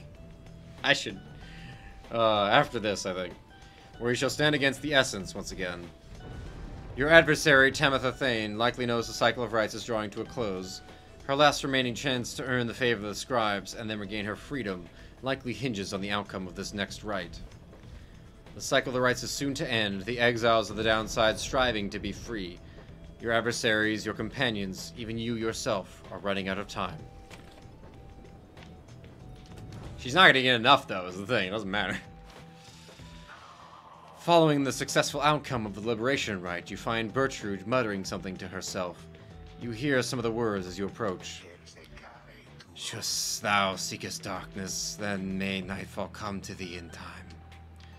Should thou seekest courage, then may bravery soon bloom within thy heart. Shouldst thou seekest water, then may the oceans open wide for thee. Shouldst thou seekest fortune, then... You recognize it as the Bog Benediction, though you have never heard it said aloud. An old blessing of goodwill from the southern bogs, never uttered there in modern times. The bog dwellers bade their more adventurous brethren to go forth and seek the other peoples of the land. Is this for Sir Gilman? Then Bertrude sees you there and cuts short the chant. Care thee to explain thy presence, reading one? Yeah, I live here. We were amidst an invocation, which we must now begin anew. 'Tis for the Worm Knight, if thou needest know, to speed him on his homeward journey.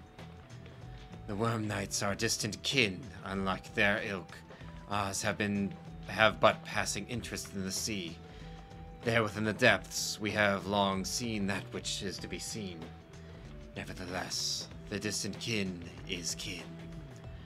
That foolish Worm Knight, surely he could never have survived his years if not for divine aid. Thus, we provide him more. Then perhaps the Worm Knight, easily underestimated as he is, perhaps he shall turn out to be of some small benefit as part of Sandalwood's designs. She glares at you intently for a moment. Mistake thee not these actions for affection, nor for longing for the loudness of this place to escalate ever again to the volumes such as only his incessant shouting could achieve. Now leave us, reading one. The invocation must be finished ere the Ermite finally arrives upon the shores beyond this land, before his homecoming. She turns away from you and then begins her chant again. Thou Ashiko, blah blah blah blah blah blah blah blah blah blah. You learn, it was actually the beginning part, not the middle, but I don't care. You leave her to the benediction. The Worm Knight's absence is already felt. You know, however, that he will strive with all his might on your behalf there, on the other side. Alright, we read the book and then we're calling it. On history. This book cannot accompany you if you should earn your freedom. It is to remain here for your successors, for it is bound together inextricably with us. That is a hard word. There is no sorcery, however, to prohibit you from spreading forth its teachings. We charge you to go forth and share what you have learned along your path. Reveal not the rites themselves, nor the existence of this book. Transcend its bounded limitations, for it cannot be transcribed. Any such attempts shall fail. Beware of those who dare to read it on the other side. Under their guise of seeking wisdom may yet lurk a much darker desire to undo that which we strive to do. Is that why literacy has been banned? Just to prevent people from trying to read this book on the other side, which you said can't be on the other side? Or maybe you're just telling us not to take on the other side. I don't know. Anyway. Alright, and Barry. So on that note, Headwinds 5, Tizo was not available for enlightenment, or for freedom. Pamitha's not. Volfred and Bertrude are not.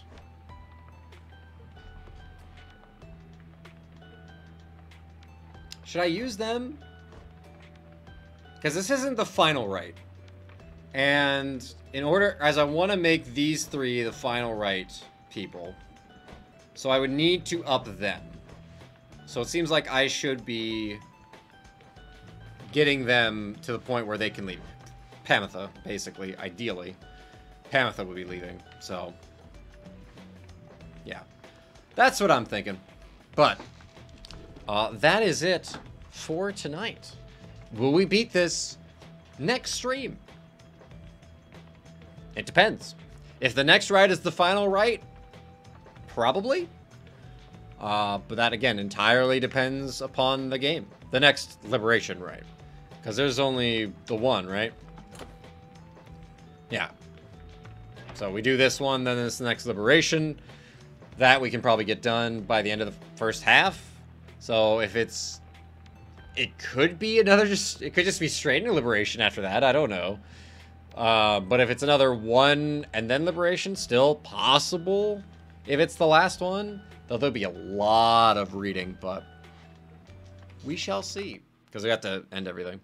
So anyway, thank you for watching. At some point we will finish this. I pray to God I can figure out a solution to make it not bug out. Especially as this is just getting harder and harder. But anyway, thanks for watching.